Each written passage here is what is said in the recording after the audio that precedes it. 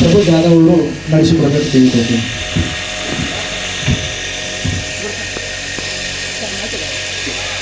ನಮಸ್ಕಾರ.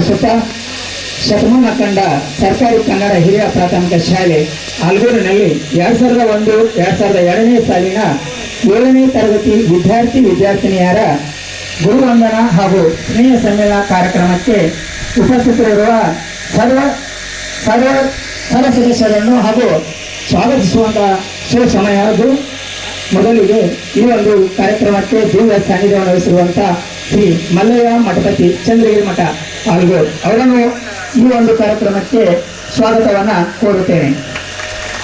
ಅದೇ ರೀತಿ ಜ್ಯೋತಿ ಬೆಳಗಿಸುವರಾದ ಶ್ರೀ ಪರಪ್ಪ ಪರಮಗೋಳ್ ಗುಣಲಿಲ್ಲ ತೀರ್ಥಡೆ ಕೆಳಹಿ ಮೂಗ ಕೊಯ್ಯದೆ ಮಾಪನೆ ಎಂಬ ಬಸವಣ್ಣನವರ ವಚನಗಳನ್ನು ಈ ಸಂದರ್ಭದಲ್ಲಿ ಸ್ಮರಿಸುತ್ತಾ ಕಾರ್ಯಕ್ರಮಕ್ಕೆ ಆಗಮಿಸಿರುವಂತಹ ಸರ್ವರನ್ನು ತಮ್ಮ ಹಿತನುಡಿಗಳಿಂದ ಸ್ವಾಗತಿಸಿರುವಂತಹ ಗೆಳೆಯನಿಗೆ ಧನ್ಯವಾದಗಳು.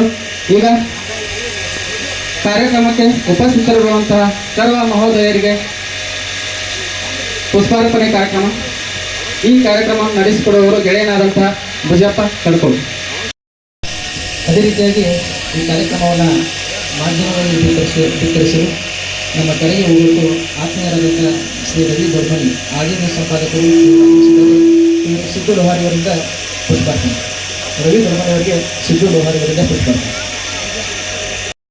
ಬಾಲ್ಯದ ಸ್ನೇಹಿತ ಮತ್ತು ಸ್ನೇಹಿತರುಗಳಿಗೆ ಸ್ನೇಹಪೂರ್ವಕ ಶುಭ ನಮನಗಳನ್ನು ಸಲ್ಲಿಸುತ್ತಾ ಈ ಕಾರ್ಯಕ್ರಮಕ್ಕೆ ಆಗಮಿಸಿರುವ SDMCಯ ಸರ್ವ ಸದಸ್ಯರೇ ಹಾಗೂ ಈ ಒಂದು ಶಾಲೆಯ ಪ್ರಸ್ತುತ ಎಲ್ಲ ಗುರುಗಳೇ ಮತ್ತು ಗುರುಮಾತೆಯರೇ ಹಾಗೂ ವೇದಿಕೆ ಮೇಲಿರುವ ಎಲ್ಲ ನೆಚ್ಚಿನ ಗುರುಗಳು ಹಾಗೂ ಕಾರ್ಯಕ್ರಮದ ಕೇಂದ್ರ ಬಿಂದುಗಳಾದಂತಹ ಎಲ್ಲ ಸ್ನೇಹಿತರು ಹಾಗೂ ಈ ಕಾರ್ಯಕ್ರಮಕ್ಕೆ ಆಗಮಿಸಿರುವಂತಹ ಎಲ್ಲ ಊರಿನ ಸಮಸ್ತ ನಾಗರಿಕರು, ಈ ಒಂದು ಕಾರ್ಯಕ್ರಮದ ಪ್ರಾಸ್ತಾವಿಕ ಭಾಷಣಕಾರನಾಗಿ ನಾನು ಮಾತನಾಡುತ್ತಿರುವುದು ವೇದಿಕೆಯಲ್ಲಿ ಮಾತಾಡ್ತೀವಿ, ನಮ್ಮ ಇನ್ಸ್ಟಿಟ್ಯೂಟ್ಗಳಲ್ಲಿ ಮಾತಾಡ್ತೀವಿ. ಬಟ್ ಇಲ್ಲಿ ಯಾಕೋ ಮಾತಾಡೋಕೆ ಒಂದು ಹಿಂಜರಿಕೆ ಆಗಬೇಕು ನನಗೆ. ಯಾಕಂದ್ರೆ ಶಿಕ್ಷಕರ ಮುಂದೆ ವಿದ್ಯಾರ್ಥಿಯ ಗರ್ಜನೆ ಕಡಿಮೆ ಏನೋ ಗೊತ್ತಿಲ್ಲ. ಬಟ್ ನಾ ಏನೇನೋ ಮಾತಾಡಬೇಕು ಅಂದ್ಕೊಂಡು ಬಂದಿದ್ದೀನಿ. ಬಟ್ ಯಾಕೋ ಒಂದು ಸ್ವಲ್ಪ ಚಾರ್ಜ್ ಏನಾಗತ್ತೈತಿ, ಡೌನ್ ಆಗತ್ತೈತಿ. ಆದರೂ ಕೂಡ ಚಾರ್ಜ್ ಮಾಡಿಕೊಳ್ಳೇಬೇಕು. ಯಾಕಂದ್ರೆ ಭಾಳ ಅದ್ಭುತವಾದಂಥ ಕಾರ್ಯಕ್ರಮ ಇದು. ಇದು ನಮ್ಮದು 7ನೇ ತರಗತಿ 25-26 25 ವರ್ಷ. ನಮ್ಮ ಸ್ನೇಹ ಈ ಕಾರ್ಯಕ್ರಮಕ್ಕೆ 25 ವರ್ಷ. ಬಟ್ ಇದಕ್ಕಿಂತ ಹಿಂದೆ ಎಷ್ಟು ವರ್ಷ ಕಲ್ತೀವಿ ರೀ? 6 ವರ್ಷ. ಅಂದ್ರೆ ನನಗೆ 35-36 ವಯಸ್ಸು ಆಸುಪಾಸ್ ಐತೆ. ನಮ್ಮ ಸ್ನೇಹಕ್ಕೆ ಎಷ್ಟು ವರ್ಷ ಐತಿ? 31 ವರ್ಷ. ಐ ಥಿಂಕ್ ನಾವೆಲ್ಲ ಮಾನಸಿಕವಾಗಿ ದೈಹಿಕವಾಗಿ ಸ್ವಲ್ಪ ಚೇಂಜಸ್ ಆಗಿರ್ಬೋದು, ಆದರೆ ಸ್ನೇಹ ಮಾತ್ರ ಅದೇ ಇದೆ, ಪ್ರೀತಿ ಅದೇ ಇದೆ, ನಂಬಿಕೆ ವಿಶ್ವಾಸ ಅದೇ ಇದೆ. ಯಾಕಂದ್ರೆ 1ರಿಂದ 7ನೇ ತರಗತಿ 6 ವರ್ಷದಲ್ಲಿ ನಾವೆಲ್ಲ ಇದೇ ಒಂದು ನೆರದಲ್ಲಿ ಪಾಠವನ್ನು ಕಲ್ತಿದ್ದೀವಿ. ಇಂದು ನನ್ನ ಮಕ್ಕಳು ಕೂಡ ಈ ಒಂದು ವೇದಿಕೆ ಮುಂದೆ ಕೂತು ಕೇಳಕತ್ತಾರಂತ ಇಂಥ ಹೆಮ್ಮೆ ವಿಷಯ ಅರಿವಿತ್ರಿ. ಹೌದಿಲ್ರಿ? ಎಲ್ಲ ತಮ್ಮ ಮಕ್ಕಳು ಕರ್ಕೊಂಬಂದಾರಲ್ರಿ? ತಮ್ಮ ಮೊಮ್ಮಕ್ಕಳು ಯಾರು ಕರ್ಕೊಂಬಂದಾರೇನ್ರಿ? ಮತ್ತೆ ಕರ್ಕೊಂಬಂದಾರ್ರಿ. ನಮ್ಮ ಇದ್ರಾಗ ಒಬ್ಬರು ಅಜ್ಜಿ ಆಗ್ಯಾರ್ರಿ, ಅವ್ರ ಹೆಸರು ಹೇಳಂಗಿಲ್ಲ. ಕಾರ್ಯಕ್ರಮ ವಿಶೇಷ ಇರ್ತದೆ ನೋಡ್ರಿ. ಅಜ್ಜಿಯರು ಕೂಡಿ ಮಾಡುವಂಥ ಫಂಕ್ಷನ್ ಆಗಿಬಿಟ್ಟಿದ್ದು. ಅವರ ನಮ್ಮ ಸ್ನೇಹಿತರಲ್ಲಿ ಪ್ರಥಮ ಅಜ್ಜಿಯವರು. ಅದಕ್ಕೆ ಭಾಳ ವಿಶೇಷತೆ ಕಾರ್ಯಕ್ರಮ ಐತ್ರಿ ನೋಡಿ. ಬೆಳಗಿನ ಒಂದು ಮೆರವಣಿಗೆ ಎಷ್ಟೊಂದು ಅದ್ಭುತವಾಗಿತ್ತು. ನೋಡೋಕೆ ಕನಸು ಅದು. ಎಲ್ಲರೂ ಬೀಳಿ ಹೆಂಗಿ ಮ್ಯಾಲ ಪಟಕ ಡ್ಯಾನ್ಸ. ಆ್ಯಕ್ಚುಲಿ ನಮ್ಮ ಸ್ನೇಹಿತರು ಕೂಡ ಭಾಳ ನಾವು ಆ್ಯಕ್ಚುಲಿ ಅಷ್ಟು ಇನ್ವಾಲ್ವ್ಮೆಂಟ್ ಆಗ್ತಾರೋ ಅಂದ್ಕೊಂಡಿದ್ದಿಲ್ಲ. ಭಾಳ ಅದ್ಭುತವಾಗಿ ಒಂದು ಮೆರವಣಿಗೆಯಲ್ಲಿ ಇನ್ವಾಲ್ವ್ಮೆಂಟ್ ಆದರು.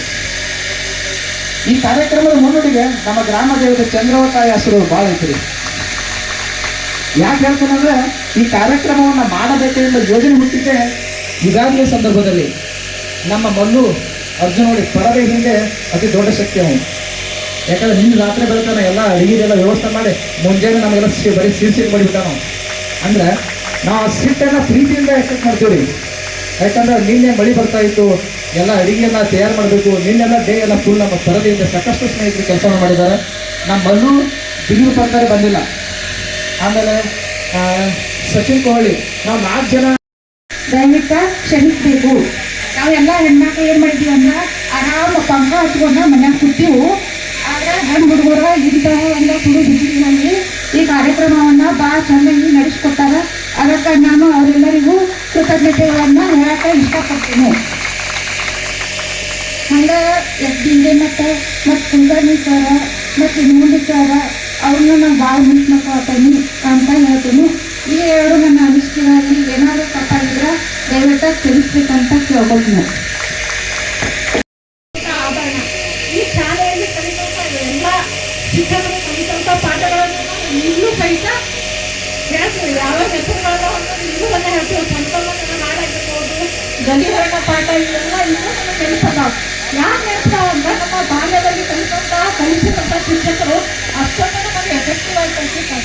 ಚೂಡಾಮಣಿಯನ್ನು ರಾಣಿಗೆ ಹಾಕೋದಾಗ ಎಷ್ಟು ಶ್ರೇಷ್ಠತೆ ಇಲ್ಲ, ಅದೇ ರೀತಿಯಾಗಿ ನಾವು ಇಲ್ಲಿ ಕಲಿತಂಥ ವಿದ್ಯೆಯನ್ನು ನಮ್ಮ ಜೀವನ ಪರ್ಯಂತ ಇಟ್ಕೊಂಡ್ರೆ ನಮಗೆ ನೆನಪು ಉಳಿತೈತಿ. ಆ ರೀತಿಯಾಗಿ ನಮ್ಮ ಶಿಕ್ಷಕರು ಪರಿಣಾಮಕಾರಿಯಾಗಿ ಕಲಿಸುತ್ತಾರೆ. ಈ ಕಾಲೇಜು ದಿನಗಳಾಗಿರ್ಬೋದು, ಕುದುರೆಯಿಂದ ಇಳಿದ ಅವರಿಗೆ ನಮಸ್ಕಾರವನ್ನು ಮಾಡ್ತಾನೆ. ಅವ ದೊಡ್ಡ ದೊರೆ ರಾಜ ಇರ್ತಾನೆ, ಒಂದು ಸಾಮ್ರಾಜ್ಯವನ್ನು ಆಡ್ತಿರ್ತಾನೆ. ಅವೇನ್ ಮಾಡ್ತಾನಪ್ಪ, ಕುದುರೆಯಿಂದ ಇಳಿದ ಅವರ ಕಾಲಿಗೆ ನಮಸ್ಕಾರವನ್ನ ಮಾಡ್ತಾನೆ. ಅವಾಗ ಅಲ್ಲಿ ಇದ್ದಂತ ಪ್ರಜೆಗಳಿಗೆಲ್ಲ ಏನಾಗ್ತೈತಪ್ಪ ಅಂದ್ರೆ ಆಶ್ಚರ್ಯ ಆಗ್ತೈತಿ. ಇಷ್ಟು ದೊಡ್ಡ ರಾಜ ಆದ ಅವ್ರು ಹೆಂಗೆ ಇವ್ರ ಕಾಲಿಗೆ ಭಿಕ್ಷಿಸುವಂತ ವ್ಯಕ್ತಿಗೆ ನಮಸ್ಕಾರ ಮಾಡ್ತಾನ ಅಂತ ಹೇಳಿ ಅವನಿಗೆ ಆಶ್ಚರ್ಯ ಆಗ್ತೈತಿ. ಅವಾಗ ಮಂತ್ರಿ ಕೇಳ್ತಾನ, ಏನಂತ ಕೇಳ್ತಾನಪ್ಪ, ಇಂಥ ಭಿಕ್ಷುಕನಂತ ವ್ಯಕ್ತಿಗೆ ನೀವು ನಮಸ್ಕಾರ ಮಾಡಕತ್ತೀರಿ, ಅವ್ರ್ಯಾಕೆ ಮಾಡಕತ್ತೀರಿ ಅಂತ ಹೇಳಿ ಕೇಳ್ತಾನ. ಅವಾಗ ಹೇಳ್ತಾನವ ರಾಜ ಏನ್ ಹೇಳ್ತಾನ, ಅಲೆಕ್ಸಾಂಡರ್ ಹೇಳ್ತಾನ, ಏನ್ ಹೇಳ್ತಾನಂದ್ರೆ ನನ್ನ ತಂದೆ ನನಗ ಇಷ್ಟೆಲ್ಲ ಆಸ್ತಿ ಐಶ್ವರ್ಯ ಸಂಪತ್ತನ್ನ ಕೊಟ್ಟಾನ, ನನ್ನ ಸ್ವರ್ಗದಿಂದ ಭೂಮಿಗೆ ತಂದಾನ. ಆದ್ರ ನನ್ನ ಗುರು ನನ್ನನ್ನ ಏನ್ ಮಾಡ್ಯಾನಪ್ಪ ಅಂದ್ರ ನನಗ ಅಮರವಾದಂತ ಸಿರಿ ಮತ್ತು ದಿವ್ಯ ಜೀವನವನ್ನ ಕೊಟ್ಟಾನಂತ ಹೇಳ್ತಾನೆ. ಅಂತ ಶಿಕ್ಷಣ ಅಂತ ಗುರುಗಳನ್ನ ನಾನು ಗೌರವಿಸಲಿಕ್ಕಂದ್ರ ನನ್ನ ಜೀವನ ಇದ್ದ ವ್ಯರ್ಥ ಅಂತ ಹೇಳ್ತಾನ.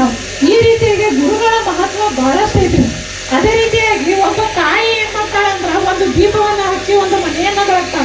ಅದೇ ರೀತಿಯಾಗಿ ಒಬ್ಬ ಗುರು ಏನ್ ಮಾಡ್ತಾನಪ್ಪ ಅಂದ್ರ ಕೋಟಿ ಕೋಟಿ ಮನುಷ್ಯರ ಮನಸ್ಸಿನೊಳಗ ಜ್ಞಾನದ ದೀಪವನ್ನ ಹಚ್ಚಿ ಇಡೀ ಮನುಕುಲವನ್ನ ಬೆಳಗ್ತಾನ. ಅವರಿಗೆ ನಾವು ಏನಂತ ಕರಿತೀವಪ್ಪ ಅಂದ್ರೆ ಸದ್ಗುರು ಅಂತ ಕರಿತೀವಿ. ಅದೇ ರೀತಿಯಾಗಿ ಇಲ್ಲಿ ನಾನು ಕಲಿತಂತ ಪ್ರತಿಯೊಂದು ಕ್ಷಣಗಳಿಗೂ ಇವತ್ತಿನವರೆಗೂ ನೆನಪದಾವ. ಬಹಳಷ್ಟು ಸುಂದರವಾದಂತ ಕ್ಷಣಗಳದಾವ. ಅದೇ ರೀತಿ ಆಗಮಿಸ್ಬೇಕಾದ್ರೆ ಯಾವ ಒಂದು ವಿಷಯನೂ ಕೂಡ ಗೊತ್ತಿರಲಿಲ್ಲ. 2 ದಿನದಲ್ಲಿ ನನಗೆ ವಿಷಯ ಗೊತ್ತಾದ ನಂತರ ನನಗೊಂದು ಸಂತೋಷ ಮುಗಿದ್ಬಿಟ್ಟಿತ್ತು.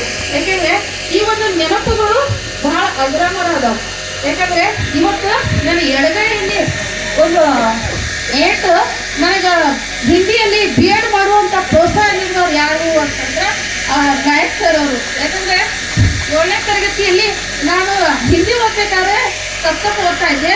ಅವಾಗ ಹಿಂದಿ ಪರ್ಫೆಕ್ಟ್ ಮಾಡ್ಕೊ ಅಂತೇಳಿ ಅವರು ಎಡಗೈಯಲ್ಲಿ ಬಡಿಗೆ ತಗೊಂಡು ಚಾಟಿಗೆ ನೀಡಿದಾಗ ನನಗೆ ಅವಾಗ ಸ್ಫೂರ್ತಿಯಾಗ ಶಿಕ್ಷಕರು ಹಿಂಗ ನನಗೆ ಹಿಂದಿಯಲ್ಲಿ ಪ್ರೋತ್ಸಾಹ ನೀಡಾಕತ್ತಾರಲ್ಲ ಅಂತೇಳಿ ನಾನು ಆ ಒಂದು ಕಲಿಕೆಯನ್ನ ನಾನು ಏನು ಮಾಡ್ಕೊಂಡೆ ಅಂದರೆ ನನ್ನ ರೂಢಿಗತ ಮಾಡಿಕೊಂಡು ಒಬ್ಬ ಶಿಕ್ಷಕಿಯಾಗಿ 15 ವರ್ಷ ಕಾರ್ಯವನ್ನು ನಿರ್ವಹಿಸಲಿಕ್ಕೆ ಸ್ಫೂರ್ತಿದಾಯಕ ಶಿಕ್ಷಕರು ಅಂತ ಹೇಳ್ಕೊಳ್ಬೇಕು. ಇನ್ನು ಇವತ್ತು ಕೂಡ ನಾನು ಗಂಡನ ಮನೆಯಲ್ಲಿ ಮುತ್ತಿಗಾಗಿ ಪೂರ ಅಂಗಳ ಕಸ ಹುಡುಕ್ತೀನಿ ಅಂತಂದ್ರೆ ಅದಕ್ಕೆ ಸ್ಫೂರ್ತಿ ನಾಗರಿಕರು. ಯಾಕಂದ್ರೆ ಹೆಣ್ಮಕ್ಳಾದಾಗ ನಾವು ಚಿಕ್ಕಂದಿನಲ್ಲಿ ಆ ಬಸ್ ಸ್ಟ್ಯಾಂಡ್ ಹಿಡ್ಕೊಂಡು ಕಂಟಿಗಳು ಎಷ್ಟಿದ್ವು ಆ ಕಂಟಿಗಳೆಲ್ಲ ಕಳಿಸಿ ಪೂರ ಸ್ವಚ್ಛಗೊಳಿಸಿದ್ವು. ಮತ್ತು ಪ್ರತಿ ಸೋಮವಾರ ನಮ್ಮ ಸ್ಟಾಫ್ ರೂಮನ್ನ ಕ್ಲೀನಾಗಿ ತೊಳಿಲಿಕ್ಕೆ ಹಚ್ತಿದ್ವು. ಅವರ ಒಂದು ಸ್ವಚ್ಛತೆಯ ಒಂದು ಆದರ್ಶ ಇವತ್ತು ನಮ್ಮ ಮನೆಯೊಳಗೆ ಕೂಡ ಅಳವಡಿಕೆ ಆಗಿದೆ. ಅಂದ್ರೆ ಒಂದು ಆದರ್ಶವನ್ನ ಶಿಕ್ಷಕರು ನೀಡಿದ್ರು. ಅದಕ್ಕೆ ನಾನು ಕೂಡ ಒಬ್ಬ ಶಿಕ್ಷಕಿಯಾಗಿ ಆಗಿ 15 ವರ್ಷ ಪೂರೈಸಿದಾಗ ನನಗೇನಪ್ಪ ಅಂತಂದ್ರೆ ಇವತ್ತು ಗವಿಮಠ್ ಸರ್ ಅವರು ಇಲ್ಲಿ ಕುಂತಾರ ಅಂತಂದ್ರೆ ಅದಕ್ಕೊಂದು ಹೆಮ್ಮೆ ಅನಿಸ್ತು. ಯಾಕಂತಂದ್ರೆ ಅವ್ರ ಜೊತೆ ಕೂಡ ನಾನು PV ಕಾಲೇಜ್ನಲ್ಲಿ ಈ ಹಿಸ್ಟ್ರಿ ಒಂದು ಸಬ್ಜೆಕ್ಟ್ನಲ್ಲಿ ಬೋಧಕಿಯಾಗಿ 3 ವರ್ಷ ಕಾರ್ಯವನ್ನು ನಿರ್ವಹಿಸಿದ್ದೀನಿ. ಅವ್ರು ಇಲ್ಲಿ ಬಂದರಂದ್ರೆ ನಂಗೆ ಖುಷಿ ಆಯ್ತು. ಯಾಕಂದ್ರೆ ನಾನು ಕಲ್ತಂತ ಶಾಲೆಯಲ್ಲಿ ಅವ್ರು ಗೆಸ್ಟ್ ಆಗಿ ಸ್ಪೀಕ್ ಮಾಡಕ್ ಬಂದಾರಂದ್ರೆ ಒಂದು ಹೆಮ್ಮೆಯ ವಿಷಯನೇ. ಇನ್ನು ಶಾಂತಾ ಟೀಚರ್ ಆಗಲಿ, ಕುಲಕರ್ಣಿ ಸರ್ ಆಗಲಿ, ಸುರುಣಿ ಸರ್ ಆಗಲಿ, ಇವನ್ನೆಲ್ಲ ನೆನಪಿಸ್ಕೋಬೇಕು. ಯಾಕಂದ್ರೆ ಅವ್ರು ಇವತ್ತು ನಮ್ಮ ನಾವು ಹೇಳ್ಬೋದು ಅಜ್ಞಾನದ ಕತ್ತಲೆಯನ್ನು ಕಳೆದು ಸುಜ್ಞಾನದ ಕರೆದುಕೊಂಡು ಹೋಗೋರು ನಮ್ಮ ಗುರುಗಳು. ತಾಯಿ ಜೀವ ನೀಡಿದ್ರೆ ಶಿಕ್ಷಕರು ಜೀವನವನ್ನ ನೀಡ್ತಾರೆ ಎಂಬ ಮಾತು ಸತ್ಯ. ಗುರುವಂದನೆ ಇದು ನಮ್ಗೆಲ್ಲರಿಗೂ ಸಿಕ್ಕಿರುವಂತಹ ಭಾಗ್ಯವಾಗಿದೆ. ನಮ್ಮಲ್ಲಿ ಪ್ರತಿಯೊಬ್ಬರಿಗೂ ಒಂದು ಕನಸು ಗುರಿ ಇತ್ತು. ಆ ಗುರಿಯನ್ನು ಸಾಧಿಸಲು ನಮಗೆ ಸಹಾಯ ಮಾಡಿದ ನನ್ನ ಗುರುಗಳಿಗೆ ವಂದನೆಗಳನ್ನು ಸಲ್ಲಿಸುತ್ತೇನೆ. ಎದೆಯ ಹಣತೆಯಲ್ಲಿ ಅಕ್ಷರ ದೀಪ ಹೊತ್ತಿಸಿ ಆ ಗಣಿತ ವಿದ್ಯಾರ್ಥಿಗಳ ಬಾಳಿಗೆ ಭವ್ಯ ಬೆಳಕು ನೀಡಿದ ನಮ್ಮ ನಿಮ್ಮೆಲ್ಲರ ಪೂಜ್ಯ ಗುರುಗಳಾದ ಶಾಂತಾ ಹಿರೇಮಠ್ ಟೀಚರ್ ಅವರ ಚರಣಕ್ಕೆ ಸ್ಮರಿಸುತ್ತಾ ಹಾಗೂ ಕುಲಕರ್ಣಿ ಸರ್ಗಳನ್ನು ನೆನೆಯುತ್ತಾ, ತಿರುಗಂಡಿ ಸರ್ಗಳನ್ನು ನೆನೆಯುತ್ತಾ ಅವರಿಗೆ ನನ್ನ ವಂದನೆಗಳನ್ನು ಸಲ್ಲಿಸುತ್ತೇನೆ. ಹಾಗೂ ಇವತ್ತು ನಮ್ಮ ವೇದಿಕೆ ಮೇಲೆ ಕುಳಿತಿರುವಂತಹ ಅತಿಥಿಗಳಿಗೆ ವಂದನೆಗಳನ್ನು ಸಲ್ಲಿಸುತ್ತೇನೆ. ನನ್ನ ಗೆಳೆಯರು, ನನ್ನ ಗೆಳತಿಯರ ಸ್ನೇಹ ಹೀಗೆ ಚಿರಕಾಲ ಇರಲಿ ಅಂತ ಹೇಳಿ ನನ್ನೆರಡು ಮಾತುಗಳನ್ನ ನೀವೇನು ಬಾಧಿಸಿರ್ತಾರಲ್ಲ ಅವ್ರು ಸರಿಯಾದ ಉತ್ತರ ಕೊಡೋಕೆ ಗೌರ್ಮೆಂಟಿಗೆ ನಾನೇ ಹಾಕಿರ್ತೀನಿ. ನನಗೆ ತಮ್ಮ ಕಾಲ್ ಮಾಡಿದ್ರು, ಇಲ್ಲ ಲಕ್ಷ್ಮಿ ನಿಮ್ಗೆಲ್ಲ ನಾನು ಮಾಡಾಕತ್ತೀವಿ, ನಾವು ಎಲ್ಲರಿಗೂ ಗೆಟ್ ಟುಗೆದರ್ ಮಾಡಾಕತ್ತೀವಿ, ಮತ್ತು ನೀನು ಬರಬೇಕು ಮತ್ತು ಕಾಂಟ್ರಿಬ್ಯೂಟ್ ಮಾಡಬೇಕು ಇರ್ತೈತಿ ಅಂತ ಹೇಳಿದ್ರು. ನನಗೆ ಕೇಳಿದ ತಕ್ಷಣ ಖುಷಿ ಆಗ್ಬಿಡ್ತು. ಯಾಕಂದ್ರೆ ನಾವು ಬಿಡಿ ಶೆಡ್ಯೂಲ್ದಾಗ ಈ ಥರ ಒಂದು ಪ್ರೋಗ್ರಾಮ್ ಕಂಡಕ್ಟ್ ಮಾಡ್ತಾನಂದ್ರೆ ನಮಗೂ ಒಂದು ಖುಷಿ ಆಗ್ತೈತೆ. ಅಂದರೆ ನಮ್ಮ ಫ್ರೆಂಡ್ಸ್ನೆಲ್ಲ ನಾವು ನೋಡಿರಂಗಿಲ್ಲ. ಈಗ ದೊಡ್ಡವರಾದ್ಮೇಲೆ ಅವ್ರ ಮುಖ ನಮ್ಮ ಮುಖ ಪರಿಚಯ ಇದ್ದಿಲ್ಲ. ಅವ್ರು ಎದುರುಗಡೆ ಬಂದ್ರೆ ಯಾರಂತೂ ಗೊತ್ತಾಗಿರೋದಿಲ್ಲ. ಸೊ ಇಂಥ ಫಂಕ್ಷನ್ ಮಾಡೋದ್ರಿಂದ ನಾವು ನಮ್ಮವ್ರ ಬಾಂಧವ್ಯ ಬೆಳಿತೀವಿ ಅಂತ ಹೇಳಕ್ಕೆ ಇಷ್ಟಪಡ್ತೀನಿ. ಅದು ಅಷ್ಟೇ ಅಲ್ಲ, ಒಂದು ಎಜುಕೇಷನ್, ಪ್ರೈಮರಿ ಎಜುಕೇಷನ್ ಹೆಂಗಂದ್ರೆ ಒಂದು ಬಿಲ್ಡಿಂಗ್ ಅಡಿಪಾಯ ಹಾಕಿದಂಗೆ. ನಾವು ಈಗೇನು ಅಡಿಪಾಯ ನೀಟೇನು ಹಾಕ್ತಿಲ್ಲ, ಹಂಗೆ ನಾವು ಎಷ್ಟೇ ನಾವು ಅಪಾರ್ಟ್ಮೆಂಟ್ ಕಟ್ಟಿದಷ್ಟು ಸ್ಟ್ರಾಂಗ್ ಆಗಿರ್ತದೆ ಅಂತ ಹೇಳಕ್ಕೆ ಇಷ್ಟಪಡ್ತೀನಿ. ಯಾಕಂದ್ರೆ ಪ್ರೈಮರಿ ಎಜುಕೇಷನ್ ಅನ್ನೋದು ಭಾಳ ಇಷ್ಟ. ಅಂತ ಪ್ರೈಮರಿ ಎಜುಕೇಷನ್ ಚಲೋ ಅಂತ ನಡೆಸಿರ್ತದೆ ಅಂತ ಹೇಳಕ್ಕೆ ಖುಷಿ ಪಡ್ತೀನಿ ನಾನು ಇರ್ತೀನಲ್ಲ. ಯಾಕಂದ್ರೆ ಪ್ರತಿಯೊಂದು ನಾವಂತೂ ರ್ಯಾಶ್ ಸ್ಟೂಡೆಂಟ್ ಅಲ್ಲ, ಫ್ರಾಂಕಿ ಹೇಳ್ತೀನಿ, ನಾವು ಆವ್ರೇಜ್ ಸ್ಟೂಡೆಂಟ್. ಬಟ್ ಆದರೆ ಇಲ್ಲಿ ಕಲ್ತಿದ್ದು ಹೆಂಗಂದ್ರೆ ಪ್ರತಿಯೊಂದು ನಾವು ಏನಾದ್ರು ತಪ್ಪು ಮಾಡಿದ್ರೆ ನಮ್ಮ ಪ್ರೀತಿ ಹೇಳೋದು ಅಷ್ಟಲ್ಲ, ನಮ್ಗೆ ಹೊಡೆದು ಹೇಳ್ತಿದ್ರು. ನನ್ನ ಎಲ್ಲ ಗುರುವೃಂದಕ್ಕೂ ಈ ದಿನ ಶಿರಸಾಷ್ಟಾಂಗ ಪ್ರಣಾಮಗಳನ್ನು ಹೇಳ್ತೇನೆ. ಹಾಗೂ ನನ್ನ ನೆಚ್ಚಿನ ಗುರುಮಾತೆಯರಾದಂತಹ ಶ್ರೀಮತಿ ಶಾಂತಾ ಹಿರೇಮಠ್, ಕುಲಕರ್ಣಿ ಸರ್ ಮತ್ತು ಶ್ರೀಮುನಿ ಸರ್ ಇವರೆಲ್ಲರನ್ನು ಕಳೆದುಕೊಂಡ ದುರ್ದೈವಿಗಳು ನಾವು ಅಂತ ಹೇಳಲು ವಿಷಾದವೆನಿಸುತ್ತದೆ. ಹಾಗೆ ನಮ್ಮೆಲ್ಲರ ನೆಚ್ಚಿನ ಶ್ರೀ SM ನಾಯಕ್ ಸರ್ ಅವರ ಬಗ್ಗೆ ಹೇಳಬೇಕು ಅಂದರೆ ಮೊದಲು ಅವರು ಒಬ್ಬ ಶಿಸ್ತಿನ ಗುರುಗಳು, ಹಾಗೂ ನಾಗನೂರ್ ಸರ್ ಅಷ್ಟೇ ಶಿಸ್ತಿನ ಗುರುಗಳಾಗಿದ್ದರು. ನಾಯಕ್ ಸರ್ ಅವರ ಬಗ್ಗೆ ಹೇಳಬೇಕಂದ್ರೆ ಚಳಿ ಚಮ್ ವಿದ್ಯಾಗಂಬ ಅಂತೀವಲ್ಲ, ಹಂಗೆ ಎಲ್ಲ ಗುರುಗಳಿಗಿಂತಲೂ ಅವರ ಕೈಯಿಂದ ನಾವು ಶಿಕ್ಷೆ ಎಷ್ಟು ತಗೊಂಡಿವಲ್ಲ ಅಷ್ಟ ಶಿಕ್ಷಣವನ್ನ ಪಡೆದುಕೊಂಡೆವು ಅಂತ ಹೇಳಕ್ ಇಷ್ಟಪಡ್ತೀನಿ. ನಾವು ತಪ್ಪು ಮಾಡಿದಾಗ ಕೊಟ್ಟ ಶಿಕ್ಷೆ ಆಗಲಿ, ತಪ್ಪು ಮಾಡಿದಾಗ ಕೊಟ್ಟ ಶಿಕ್ಷೆ ಆಗಲಿ ಇಂದು ನಮಗೆ ಜೀವನದಲ್ಲಿ ದಾರಿ ತಪ್ಪದ ಹಾಗೆ ಹಾಗೂ ಸಂಸ್ಕಾರದಿಂದ ನಡೆದುಕೊಳ್ಳಲು ಈ ಎಲ್ಲ ಗುರುಗಳು ನಮಗೆ ಕೊಟ್ಟ ಮೌಲ್ಯಯುತ ಶಿಕ್ಷಣವೇ ಕಾರಣ ಎಂದು ಹೇಳಬಯಸುತ್ತೇನೆ. ಹಾಗೆ ಇನ್ನು ಈ ಸುದೀರ್ಘವಾದ 25 ವರ್ಷಗಳ ಈ ಸ್ನೇಹದ ಬಗ್ಗೆ ಹೇಳಬೇಕಂದ್ರೆ ಮನಸ್ಸಿನ ಸಂಪೂರ್ಣವಾಗಿ ಅರಿಯಂತಹ ಸ್ನೇಹವದು, ಹೃದಯದ ಭಾವನೆಯನ್ನ ಅರ್ಥ ಮಾಡಿಕೊಂಡ ಸ್ನೇಹವದು, ಬದುಕಿನಲ್ಲಿ ಭರವಸೆಯನ್ನ ತುಂಬಿದ ಸ್ನೇಹವದು, ಕಷ್ಟದಲ್ಲಿ ಕೈ ಜೋಡಿಸಿದ ಕರುಣೆಯ ಸ್ನೇಹವದು, ಎಂದೂ ಮರೆಯಲಾಗದ ಪವಿತ್ರ ಬಂಧನವಿದು ಈ ಸ್ನೇಹಕ್ಕೆ ಬೆಲೆ ಕಟ್ಟಲಾಗದು. ಈ ನೆನಪಿನ ವೃತ್ತಿಯಲ್ಲಿ ಮತ್ತೊಂದು ತುತ್ತು ಸೇರುವ ಸಮಯ ಈ ದಿನ. ಇದಕ್ಕೆ ಕಾರಣರಾದಂಥ ನಮ್ಮ ಎಲ್ಲ ಸ್ನೇಹಿತರಿಗೂ ನಾನು ಧನ್ಯವಾದಗಳನ್ನು ಹೇಳಬಯಸುತ್ತೇನೆ. ಅವರಿಗೆ ಕಾರ್ಯಕ್ರಮನ ಮಾಡೋಣ ಆಗೈತೆ ಅಂತ ಅನ್ಕೊಳಕತ್ತೀನಿ. ಯಾಕಂದ್ರೆ ಅವರಲ್ಲಿ ಇರುವಂತಹ ಎಲ್ಲ ಆದರ್ಶಗಳು ಕೂಡ ಇಲ್ಲಿ ಕೂತಿರುವಂತಹ ಎಲ್ಲರ ಮನಸ್ಸೊಳಗದಾವ. ಎಲ್ಲರ ಹೃದಯ ಕೂಡ ಅಷ್ಟೇ ಶ್ರೇಷ್ಠತೆಯನ್ನು ತುಂಬೈತಿ ಅಂತ ನನ್ನ ಮನಸ್ಸ 100 ಸಾರಿ ಕೂಡ ಹೇಳಿಕತ್ತೈತಿ.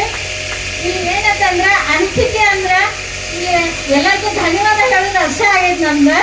ಯಾಕಂತಂದ್ರ ಇಂಥ ಒಂದು ಅದ್ಭುತವಾದಂತಹ ಫಂಕ್ಷನ್ ನಮ್ಗೆಲ್ಲೂ ಸಿಗಕ್ ಸಾಧ್ಯ ಇಲ್ಲ. ಯಾಕಂದ್ರೆ ಮದುವೆನ ದೊಡ್ಡ ಫಂಕ್ಷನ್ ಅನ್ಕೋತಾರೆ ಎಲ್ಲಾರು. ಮದುವೆ ಒಳಗೆ ಏನೈತಿ ಅದು just part of the life ಅಂತ ಹೇಳಕ್ ಇಷ್ಟಪಡ್ತೀನಿ. ಇಡೀ ಒಂದು ಲೈಫ್ ಅಂದ್ರೆ ನಾವೊಂದು ನಮ್ಮ ಶಿಕ್ಷಣ, ಆ ಶಿಕ್ಷಣವನ್ನ ಇಲ್ಲಿ ನಾವು ಆಡಿದಂತಹ ಒಂದು ಗಿಳಿಗಳ ಹಾರಾಟವನ್ನ ನಮಗೆ ಮತ್ತೊಮ್ಮೆ ಕಲ್ಪಿಸಿಕೊಟ್ಟಂತಹ ಎಲ್ಲರಿಗೂ ನಾನು ಶಿರಸಾಷ್ಟಾಂಗ ನಮಸ್ಕಾರ ಹೇಳಕ್ ಇಷ್ಟಪಡ್ತೀನಿ. ಪ್ರತಿಯೊಬ್ಬರು ಕೂಡ ನಾವು ಬಾಲ್ಯದ ನಮ್ದು ಒಂದು ಜೀವನ ಹೆಂಗಿರ್ತೈತಂದ್ರೆ ಯಾವುದೇ ಒಂದು ರಿಸ್ಟ್ರಿಕ್ಷನ್ ಇರೋದಿಲ್ಲ. ಬಟ್ ಇವಾಗ ಹೆಂಗಾಗಿರ್ತೈತಂದ್ರೆ ನಾವು ಒಂದು ಮಾತು ಕೇಳಾದ್ರೆ ಮುಂದಕ್ಕೆ ಹೆಜ್ಜೆ ಇಡುವಂಗೆ ಇಲ್ಲ. ಮದುವೆಗಳು ನಮ್ಮ ಪೇರೆಂಟ್ಸ್ ಇಲ್ಲಿ ಕಳಿಸ್ಕೊಟ್ಟಾರ. ಆಮೇಲೆ ಇವ್ರು ಎಲ್ಲರೂ ಕೂಡ ನಮ್ಮನ್ನ ಸೇರಿಸ್ಲಿಕ್ಕೆ. ಹಲೋ.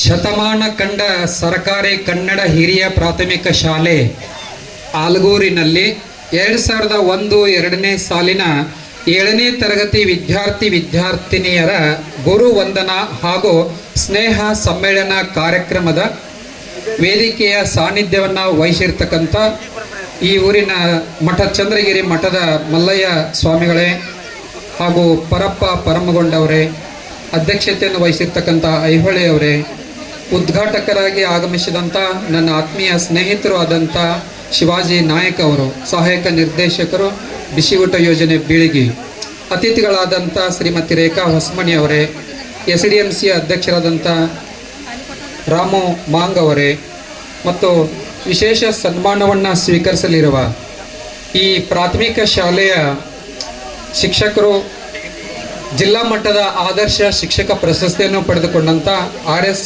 ದೇಸಾಯಿ ಅವರು ಹಾಗೂ ಇನ್ನುಳಿದಂಥ ನಮ್ಮ ಹಿರಿಯ ನಮ್ಮ ತಂದೆಯವ್ರ ಜೋಡಿ ಒಡನಾಡಿಗಳಾಗಿದ್ರು ಅವರು. ಹಿಂದೆ ಈಗ ಒಂದು ಸುಮಾರು 85-90 ವಯಸ್ಸು ಸಮೀಪದ ಅವರಿಗೆ ಯಾವುದೇ ಕಾರ್ಯಕ್ರಮ ಇದ್ದರೆ ಎಲ್ಲ ಕಾರ್ಯಕ್ರಮಗಳಲ್ಲಿ ಭಾಳ ಸಕ್ರಿಯವಾಗಿ ಭಾಗವಹಿಸ್ತಾರೆ. ಈ ಶಾಲೆಯ ನಿವೃತ್ತಿ ಅದಾಗಿ 10 ಗಂಟೆ ಸಮಯ ಆಗ್ಯದ ಅಂತ ಅಂದ್ಕೋಬೇಕು. ನೀವು ಅಂದ್ಕೋತೀರಿ? ಹಾಗೆ ಅಂದ್ಕೊಂಡ್ರೆ ಅಷ್ಟೇ ನಿಮಗೆ ಬಹಳತನ ಇಲ್ಲಿ ಕೂಡ್ಲಿಕ್ಕೆ ಆಗ್ತದ. ಇನ್ನು ಇಲ್ಲಿ ವೇದಿಕೆ ಮೇಲೆ ಇರ್ತಕ್ಕಂಥ ಎಲ್ಲ ಗುರುಗಳು, ಗುರುಮಾತೆಯರು ಮಾತನಾಡುವವರು ಇದ್ದಾರೆ. ನಾನು ಒಂದು ಸಾರಿ ಒಂದು ಕಾಲೇಜ್ಗೆ ಉಪನ್ಯಾಸ ಮಾಡ್ಲಿಕ್ಕೆ ಹೋಗಿದ್ದೆ. ಇದೇ ಥರನ ಹೋದಾಗ ಅಲ್ಲಿ ಒಂದು ಘಟನೆ ನಡೀತು. ಏನು ನಡೀತು ಅಂತಂದ್ರೆ, ನಾನೊಂದು ಪ್ರಶ್ನೆ ಕೇಳಿದೆ ಮಕ್ಕಳಿಗೆಲ್ಲ. ಮಕ್ಕಳೇ, ನೀವು ಬೆಳಿಗ್ಗೆ ಎದ್ದ ತಕ್ಷಣ ಏನು ಮಾಡುತ್ತೀರಿ ಅಂತ ಕೇಳಿದೆ. ಒಬ್ಬ ವಿದ್ಯಾರ್ಥಿ ಎದ್ದು ನಿಂತು ಹೇಳಿದ್ರಿ, ಸರ್ ನಾನು ಮುಖ ತೊಳಿತೇನ್ರಿ ಅಂತಂದ. ಇಲ್ಲ ಕೂಡ ಅಂತಂದು. ಇನ್ನೊಬ್ಬ ವಿದ್ಯಾರ್ಥಿ ಎದ್ದು ನಿಂತ, ಸರ್ ನಾನು ಹಲ್ಲು ಉಜ್ಜುತ್ತೇನ್ರಿ ಅಂದ. ಇಲ್ಲ ಕೂಡ ಅಂತಂದೆ. ಬೆಳಿಗ್ಗೆ ಎದ್ದ ತಕ್ಷಣ ಮತ್ತೇನು ಮಾಡ್ತೀಪ ಅಂತ ಕೇಳಿದೆ ವಿದ್ಯಾರ್ಥಿಗಳಿಗೆ.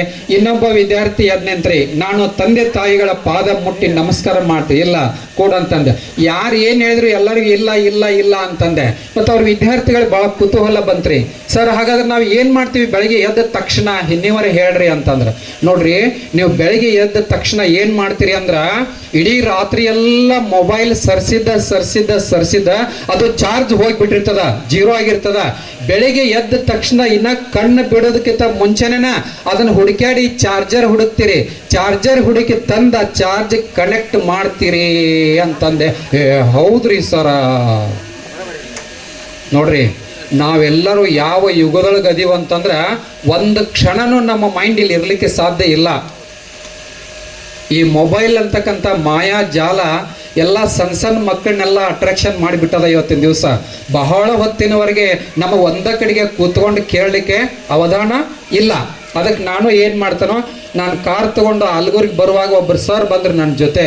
ಸರ, ಈ ಕೊರೋನಾ ನಂತರ ಏನು ಕಾರ್ಯಕ್ರಮಗಳು ಅದಾವಲ್ಲ, ಭಾಳ ಹೊತ್ತು ತನ ಯಾರಿಗೂ ಕೂಡ್ರಕ್ಕಾಗೋದಿಲ್ಲ, ನೀವು ತಾಸುಗಟ್ಟಲೆ ಒಟ್ಟ ಮಾತಾಡಕ್ಕೆ ಹೋಗ್ಬೇಡ್ರಿ ಅಂತಂದ್ರೆ. ಒಬ್ಬರು ಅನುಪಮ ನಿರಂಜನ್ ಅಂತೇಳಿ ಒಬ್ಬರು ಸಾಹಿತಿಗಳ್ರಿ, ಒಂದು ಕಾದಂಬರಿ ಬರೆದಿದ್ರು. ಅವ್ರ ಪ್ರೇಮ ಕಾದಂಬರಿ ಒಂದು 300 ಪುಟ ಇತ್ತದ. ಆ 300 ಪುಟ ಕಾದಂಬರಿಯನ್ನ ನಮ್ಮ H. ದುಂಡಿರಾಜ್ ಅಂತ ಒಬ್ಬ ಹಾಸ್ಯ ಸಾಹಿತಿಗಳು 3 ಸಾಲಿನಲ್ಲಿ ಹೇಳ್ತಾರೆ. ಅವರು ಮೈಸೂರಲ್ಲಿ ಬ್ಯಾಂಕ್ ಒಳಗೆ ನೌಕರಿ ಮಾಡ್ತಿರ್ತಾರ. ಹೇಗೆ ನೋಡ್ರಿ, 3 ಸಾಲೊಳಗೆ ಹೇಗೆ ಹೇಳ್ತಾರ ಅವರು. ಅವಳು ನನಗೆ ಅಕಸ್ಮಾತಾಗಿ ಸಿಕ್ಕಳು ಅಂತ. ಅವಳು ನನಗೆ ಅಕಸ್ಮಾತಾಗಿ ಸಿಕ್ಕಳು, ನನ್ನನ್ನು ನೋಡಿ ನಕ್ಕಳು. ಅವಳು ನನಗೆ ಅಕಸ್ಮಾತಾಗಿ ಸಿಕ್ಕಳು, ನನ್ನನ್ನು ನೋಡಿ ನಕ್ಕಳು. ನಮಗೆ ಈಗ ಇಬ್ಬರೇ ಮಕ್ಕಳು. ಆ ಹಾಸ್ಯವನ್ನ ಇಡೀ 300 ಪುಟ ಕಾದಂಬರಿಯನ್ನ 3 ಸಾಲಿನಲ್ಲಿನೂ ಹೇಳಲಿಕ್ಕೆ ಬರ್ತದ. ನಾನು ಕೂಡ ಅಂಥದ್ದೇ ಒಂದು ಪ್ರಯತ್ನವನ್ನ ಮಾಡ್ತೀನಿ. ಈ ಆಲ್ಗೂರು ಊರಿಗೆ ನನಗೆ ಇರ್ತಕ್ಕಂಥ ಒಂದು ಸಂಬಂಧ ಸುಮ್ಮನೆ ನೆನಪಿಸ್ಕೊಳ್ತಾನೆ. ನನ್ನ ಸ್ನೇಹಿತರು ಭಗವಂತ ಜಾಯಗೋಡ್ ಅಂತ ಹೇಳಿ ನಮ್ಮ ಕ್ಲಾಸ್ಮೇಟ್ ನಿಮ್ಮ ಥರನ ಕೂತ್ಕೊಂಡು ಕಲ್ತಿದ್ರಿ, ಪುಣಾದಲ್ಲಿ ಇಂಜಿನಿಯರ್ ಅದಾರ. ಇನ್ನೊಬ್ಬ ಬಾಹುಬಲಿ ಬೆಳಗ್ಲಿ ಅಂತ ಹೇಳಿ ಅವರು ಮಿರಜಲ್ಲಿ ಒಂದು ಆಸ್ಪತ್ರೆಯನ್ನು ಮಾಡ್ಕೊಂಡದಾರ. ನಾವೆಲ್ಲ ಸಹಪಾಠಿಗಳ ನಿಮ್ಮ ಥರ ಕೂಡಿ ಕಲ್ತಿದ್ದೀವಿ ಅಂತ ಹೇಳ್ತಾ ನನ್ನ ಬಾಲ್ಯದ ನೆನಪು ಆಗ್ಲಿಕ್ಕತ್ತದ. ನೀವೆಲ್ಲ ನೀವು ನೋಡ್ಬೇಕ್ರಿ. ಅದ ಇಡೀ ಊರೊಳಗೆಲ್ಲ ಏನು ಪ್ರಭಾತ್ ಪೇರಿ ಹೋಗಿತ್ತಲ್ಲ, ಮೆರವಣಿಗೆ ಹೋಗಿತ್ತಲ್ಲ, ಊರಾಗ ಜನ ಎಲ್ಲ ಮನೆಯೊಳಗಿಂದ ಹೊರಗೆ ಬಂದ ನೀವೇನು ಪುಷ್ಪಗಳನ್ನ ಗುರುಗಳ ಮೇಲೆ ಹಾಕ್ತಿದ್ರಿ, ಆ ಅದ್ದೂರಿ ಕಾರ್ಯಕ್ರಮವನ್ನ ಕಣ್ಣು ತುಂಬ ನೋಡುವುದೇ ಒಂದು ಖುಷಿ, ಒಂದು ಸೌಭಾಗ್ಯದೊಳಗ ಸುವರ್ಣಾಕ್ಷರಗಳಿಂದ ಬರೆದಿಡತಕ್ಕಂತ ಒಂದು ಕಾರ್ಯವನ್ನ ಯಾರಾದರೂ ಮಾಡಿದ್ರ ಅದು 2001 ಮತ್ತು 2002ನೇ ಬ್ಯಾಚಿನ ವಿದ್ಯಾರ್ಥಿನಿಯರು. ಮೇಲಿಂದ ಮೇಲೆ ಆಗ್ಬೇಕ. ನಿಮ್ಮ ಜೂನಿಯರ್ಸ್ ಸೀನಿಯರ್ಸ್ ಬಂದಾರಿಲ್ಲಿ, ಹಿಂದೆ ಒಂದು ಕುರ್ಚಿ ಖಾಲಿ ಇಲ್ಲ, ಎಲ್ಲ ಮಾಡಬಾರದು ಅಂತ ಯೋಚನೆ ಮಾಡಕತ್ತಾರ. ನೀವು ನಮ್ಮ ಗುರು ಮಠಪತಿಯವರು ಹೇಳಿದ್ರಿಲ್ಲ, ಕೇವಲ 1 ತಿಂಗಳ 18 ದಿನಗಳಲ್ಲಿ ಈ ಕಾರ್ಯಕ್ರಮ ಆಯೋಜನೆ ಮಾಡಿವೆ ಅಂತ. ಗ್ರೇಟ್. ಒಬ್ಬೊಬ್ರು 2 ವರ್ಷ 3 ವರ್ಷ ಪ್ರಯತ್ನ ಮಾಡಿದ್ರು ಇನ್ನೂ ತನಕ ಈ ಕಾರ್ಯಕ್ರಮ ಮಾಡಲಿಕ್ಕೆ ಸಾಧ್ಯ ಆಗಿಲ್ಲ. ಮಾಡಬೇಕು ಅಂತ ಯೋಚನೆ ಮಾಡಿರ್ತಾರ, ಏನೇನೋ ಅಡಚಣೆಗಳ ಬಂದು ತೊಂದರೆ ಆಗಿರ್ತಾವ, ಮಾಡಲಿಕ್ಕೆ ಆಗಿರೋದಿಲ್ಲ. ನೀವು ಈ ಒಂದು ಕಾರ್ಯಕ್ರಮ ಮಾಡಿದ್ರಿಂದ ನೋಡ್ರಿ, ಇಲ್ಲಿ ನಿಮ್ಮ ವೇದಿಕೆ ಮೇಲೆ ಕೂತಾರಲ್ಲ ಗುರುಗಳು, ಇವ್ರದ್ದು ಎಲ್ಲರದು ಒಂದು 10 ವರ್ಷ ಆಯುಷ್ಯ ಹೆಚ್ಚಾತಿ ಇವತ್ತಿನ ದಿವಸ. ನೋಡ್ರಿ ಯಾಕೆ ಹೆಚ್ಚಾತು ನೋಡ್ರಿ, ಖುಷಿ. ನೀವು ಬಸ್ ಒಳಗ ಡ್ರೈವರ್ ಹಿಂದೆ ಒಂದು ಮಂಕುತಿಮ್ಮನ ಕಗ್ಗ ಬರೆದಿರ್ತಾರ, ನೀವು ಹಂಗ ಓದ್ತೀರಿ, ಓದಿ ಬಿಟ್ಟು ಬಿಡ್ತೀರಿ. ಅದನ್ನೊಂದು ಸ್ವಲ್ಪ ಅರ್ಥ ಮಾಡ್ಕೋಬೇಕ. ಏನು ಅರ್ಥ ಅದ ಅದ್ರೊಳಗ? ಇರುವ ಭಾಗ್ಯವನ್ನು ನೆನೆದು ಬಾರೆನೆಂಬುದನ್ನು ಬಿಡೋ, ಹರುಷಕ್ಕಿದೆ ದಾರಿ ಅಂತ. ಈ ಕ್ಷಣಕ್ಕೆ ಏನು ಹೇಳ್ತಿದ್ರು ವಿದ್ಯಾರ್ಥಿ ಹೇಳ್ತಿದ್ರು, ನಮ್ಮ ಗುರು ಮಠಪತಿ ಕೆಲವು ವಿದ್ಯಾರ್ಥಿಗಳು, ಸರ ಇಂಥ ಗುರುಗಳನ್ನ ಪಡೆದ ವಿದ್ಯಾರ್ಥಿಗಳಾದ ನಾವೇ ಭಾಗ್ಯಶಾಲಿಗಳು ಅಂತ. ಮತ್ತೆ ಇದಕ್ಕಿಂತ ಏನ್ ಬೇಕ್ರಿ ನಮಗ? ಇದಕ್ಕಿಂತ ನಮಗೇನು ಖುಷಿ ಬೇಕು? ಇಂಥ ಗುರು ಮತ್ತು ಶಿಷ್ಯರ ಎಲ್ಲರನ್ನ ಒಂದೇ ವೇದಿಕೆಯಲ್ಲಿ ಸೇರಿಸಿ ನೀವೇನು ಮಾಡ್ತಕ್ಕಂಥ ಕಾರ್ಯದಲ್ಲ, ಅದು ಬಹಳಷ್ಟು ಮಹತ್ವದ್ದಾಗಿರ್ತದ. ಅಂತಹ ಒಂದು ಕಾರ್ಯ ಮುಂದಿನ ವಿದ್ಯಾರ್ಥಿಗಳಿಗೆ ಒಂದು ಮಾದರಿ ಕಾರ್ಯ ಆಗಿರಬೇಕು. ನಾನು ಭಾಳ ಉದ್ದಕ್ಕೆ ಹೇಳೋದಿಲ್ಲ, 1-2 ಸಂದರ್ಭಾನುಸಾರ ತತ್ವಗಳನ್ನು ಹೇಳ್ತೀನಿ. ಸಮಯ ಆಗಿದೆ, ನನಗೂ ಗೊತ್ತದ, ನಾನೊಂದು ನಿರ್ದಿಷ್ಟ ಸಮಯದಲ್ಲೇನೆ ಮಾತಾಡ್ತೀನಿ. ಇವತ್ತು ಜಗತ್ತಿನಾದ್ಯಂತ ಎಲ್ಲ ಕಡೆಗೂ ಯುದ್ಧಗಳಾಗ್ಲಿಕ್ಕತ್ಯಾವ, ನಿಮಗೆಲ್ಲ ಗೊತ್ತಾಗ್ಯದ. ಗಾಂಧೀಜಿ ಅವ್ರದ್ದು ಒಂದು ಮಂತ್ರ ಅದ. ಅವರು ದಕ್ಷಿಣ ಆಫ್ರಿಕಾ ಒಳಗೆ ಇದ್ದಾಗ ಜೋರ್ಡಾನ್ದಿಂದ ಡರ್ಬಾನ್ ಪಟ್ಟಣಕ್ಕೆ ಹೋಗುವಾಗ ರೈಲ್ವೆದೊಳಗೆ ಹೊಂಟಿದ್ರು ಅವರು. ಅವರಿಗೆ ಒಬ್ಬ ಮಿಸ್ಟರ್ ಪುಲೆಟ್ ಅಂತೇಳಿ ಒಬ್ಬ ವ್ಯಕ್ತಿ ಬಂದು ಒಂದು ಪುಸ್ತಕವನ್ನು ಕೊಡ್ತಾನೆ. ಆ ಪುಸ್ತಕದ ಹೆಸರು ಅನ್ ಟು ದಿಸ್ ಲಾಸ್ಟ್ ಅಂತ. ಆ ಪುಸ್ತಕದಲ್ಲಿ 3 ಬಂಗಾರದಂಥ ಮಾತುಗಳನ್ನು ಬರೆದಿತ್ತು ಅಂತೇಳಿ ಗಾಂಧೀಜಿಯವರು ಹೇಳ್ತಾರೆ. ಏನು ಬರೆದಿತ್ತು ನೋಡ್ರಿ. ಒಂದು, ಅವರು ತಮ್ಮ ಸರ್ವೋದಯ ಕಲ್ಪನೆಯಲ್ಲಿ ಆ ಮಾತುಗಳನ್ನು ಬರೆದಿದ್ದಾರೆ. 1ನೇ ಮಾತು ಏನು ಅಂತಂದ್ರೆ, ಎಲ್ಲರ ಒಳಿತಿನಲ್ಲಿ ನಿನ್ನ ಒಳಿತು ಅಡಗಿದೆ ಅಂತ. ನಾವು ಎಲ್ಲರಿಗೂ ಒಳ್ಳೆಯದನ್ನ ಬಯಸಬೇಕು, ನಮಗೂ ಏನಾಗ್ತದಂತ ಒಳ್ಳೆಯದ ಆಗ್ತದಂತ. ಇದೊಂದು ಗಾಂಧಿ ತತ್ವ ಇದೆ. ಇವತ್ತು ಉಕ್ರೇನ್ ದೇಶದವ್ರು ಏನು ಅನ್ಬೇಕು, ರಷ್ಯಾದವ್ರಿಗೆ ಒಳ್ಳೆಯದಾಗಲಿ ಅಂತ ಅವ್ರು ಅನ್ಬೇಕು, ರಷ್ಯಾದವ್ರು ಏನು ಅನ್ಬೇಕು, ಉಕ್ರೇನ್ದವ್ರಿಗೆ ಒಳ್ಳೆಯದಾಗಲಿ ಅನ್ಬೇಕು. ಹೀಗೆ ಒಂದು ವೇಳೆ ನಾವು ಭಾವನೆಯನ್ನು ಹೊಂದಿದ್ದೆ ಆದರೆ ಜಗತ್ತಿನಲ್ಲಿ ಯಾವ ದೇಶನೂ ಯುದ್ಧವನ್ನ ಮಾಡುವುದಿಲ್ಲ. 2ನೇ ಮಾತು ಏನು ಹೇಳಿದ್ರು ನೋಡ್ರಿ ಅವರು, ಒಬ್ಬ ಶ್ರಮಿಕ ಜೀವನ ಶ್ರೇಷ್ಠ ಜೀವನ ಅಂತ ಹೇಳಿದ್ರು. ಶ್ರಮಿಕ ಜೀವನ ಅಂತಂದ್ರೆ ಏನ್ರಿ, ನಾವು ದುಡ್ದ ತಿನ್ಬೇಕ. ನಮಗೆ ಎಷ್ಟೇ ಆಸ್ತಿ ಇರಲಿ, ನಮ್ಮ ತಂದೆ ತಾಯಿ ಒಂದು 100 ಎಕರೆ ಗಳಿಸಿರ್ಲಿ, ಇವತ್ತು ಬೆಳಿಗ್ಗೆಯಿಂದ ಸಂಜೆ ತನಕ ನಾವೇನ್ ಮಾಡ್ಬೇಕು, ಕಾಯಕ ಮಾಡ್ಬೇಕು, ಕೆಲಸ ಮಾಡ್ಬೇಕು, ಆಮೇಲೆ ಏನ್ ಮಾಡ್ಬೇಕು, ಊಟ ಮಾಡ್ಬೇಕು. ಶ್ರಮಿಕ ಜೀವನವೇ ಶ್ರೇಷ್ಠ ಜೀವನ ಅಂತ ಹೇಳಿದ್ರು. 3ನೇ ಮಾತು ಏನು ಹೇಳಿದ್ರು ನೋಡ್ರಿ, ಗಾಂಧೀಜಿಯವರು ತಮ್ಮ ಆಟೋಬಯೋಗ್ರಫಿ ಒಳಗ ಬರೆದಿದ್ದಾರ. 3ನೇ ಮಾತು ಏನು ಅಂತಂದ್ರೆ, ಒಬ್ಬ ವಕೀಲನ ವೃತ್ತಿಗೂ ಒಬ್ಬ ಕ್ಷೌರಿಕನ ವೃತ್ತಿಗೂ ಸಮಾನವಾದ ಗೌರವ ಇರಬೇಕು ಅಂತ. ಇವತ್ತೊಬ್ಬ ಕಾಲೇಜಿನಲ್ಲಿ ಪ್ರಿನ್ಸಿಪಾಲ್ ಇದ್ರು ಕೂಡ, ಒಬ್ಬ ಪ್ಯೂನ್ ಇದ್ರು ಕೂಡ ಅವರಿಗೆ ಗೌರವ ಸಮಾನ ಇರಬೇಕು. ಅವರವರ ವೃತ್ತಿಯಲ್ಲಿ ಅವರು ಮೇಲಿನ ಹುದ್ದೆ ಕೆಳಗಿನ ಹುದ್ದೆಯಲ್ಲಿ ಇರುತ್ತಾರೆ ಅನ್ನೋದನ್ನ ಇದು ಪ್ರತಿಬಿಂಬಿಸ್ತದ. ಹೀಗೆ ಗಾಂಧೀಜಿಯವರ ಬಗ್ಗೆ ಹೇಳೋ ಸಂದರ್ಭದೊಳಗ ತಿಮ್ಮ ಇದ್ರಿ, ಒಬ್ಬ ತಿಮ್ಮ ಏನ್ ಮಾಡಿದ, ಲೇಟಾಗಿ ಬಂದ ಕ್ಲಾಸಿಗೆ. ಇವರೆಲ್ಲ ಮಾಹಿತಿ ಹೇಳಿದ ನಂತರ ಹಿಂದ್ಗಡೆ ಬಂದು ಕೂತ್ಕೊಂಡ.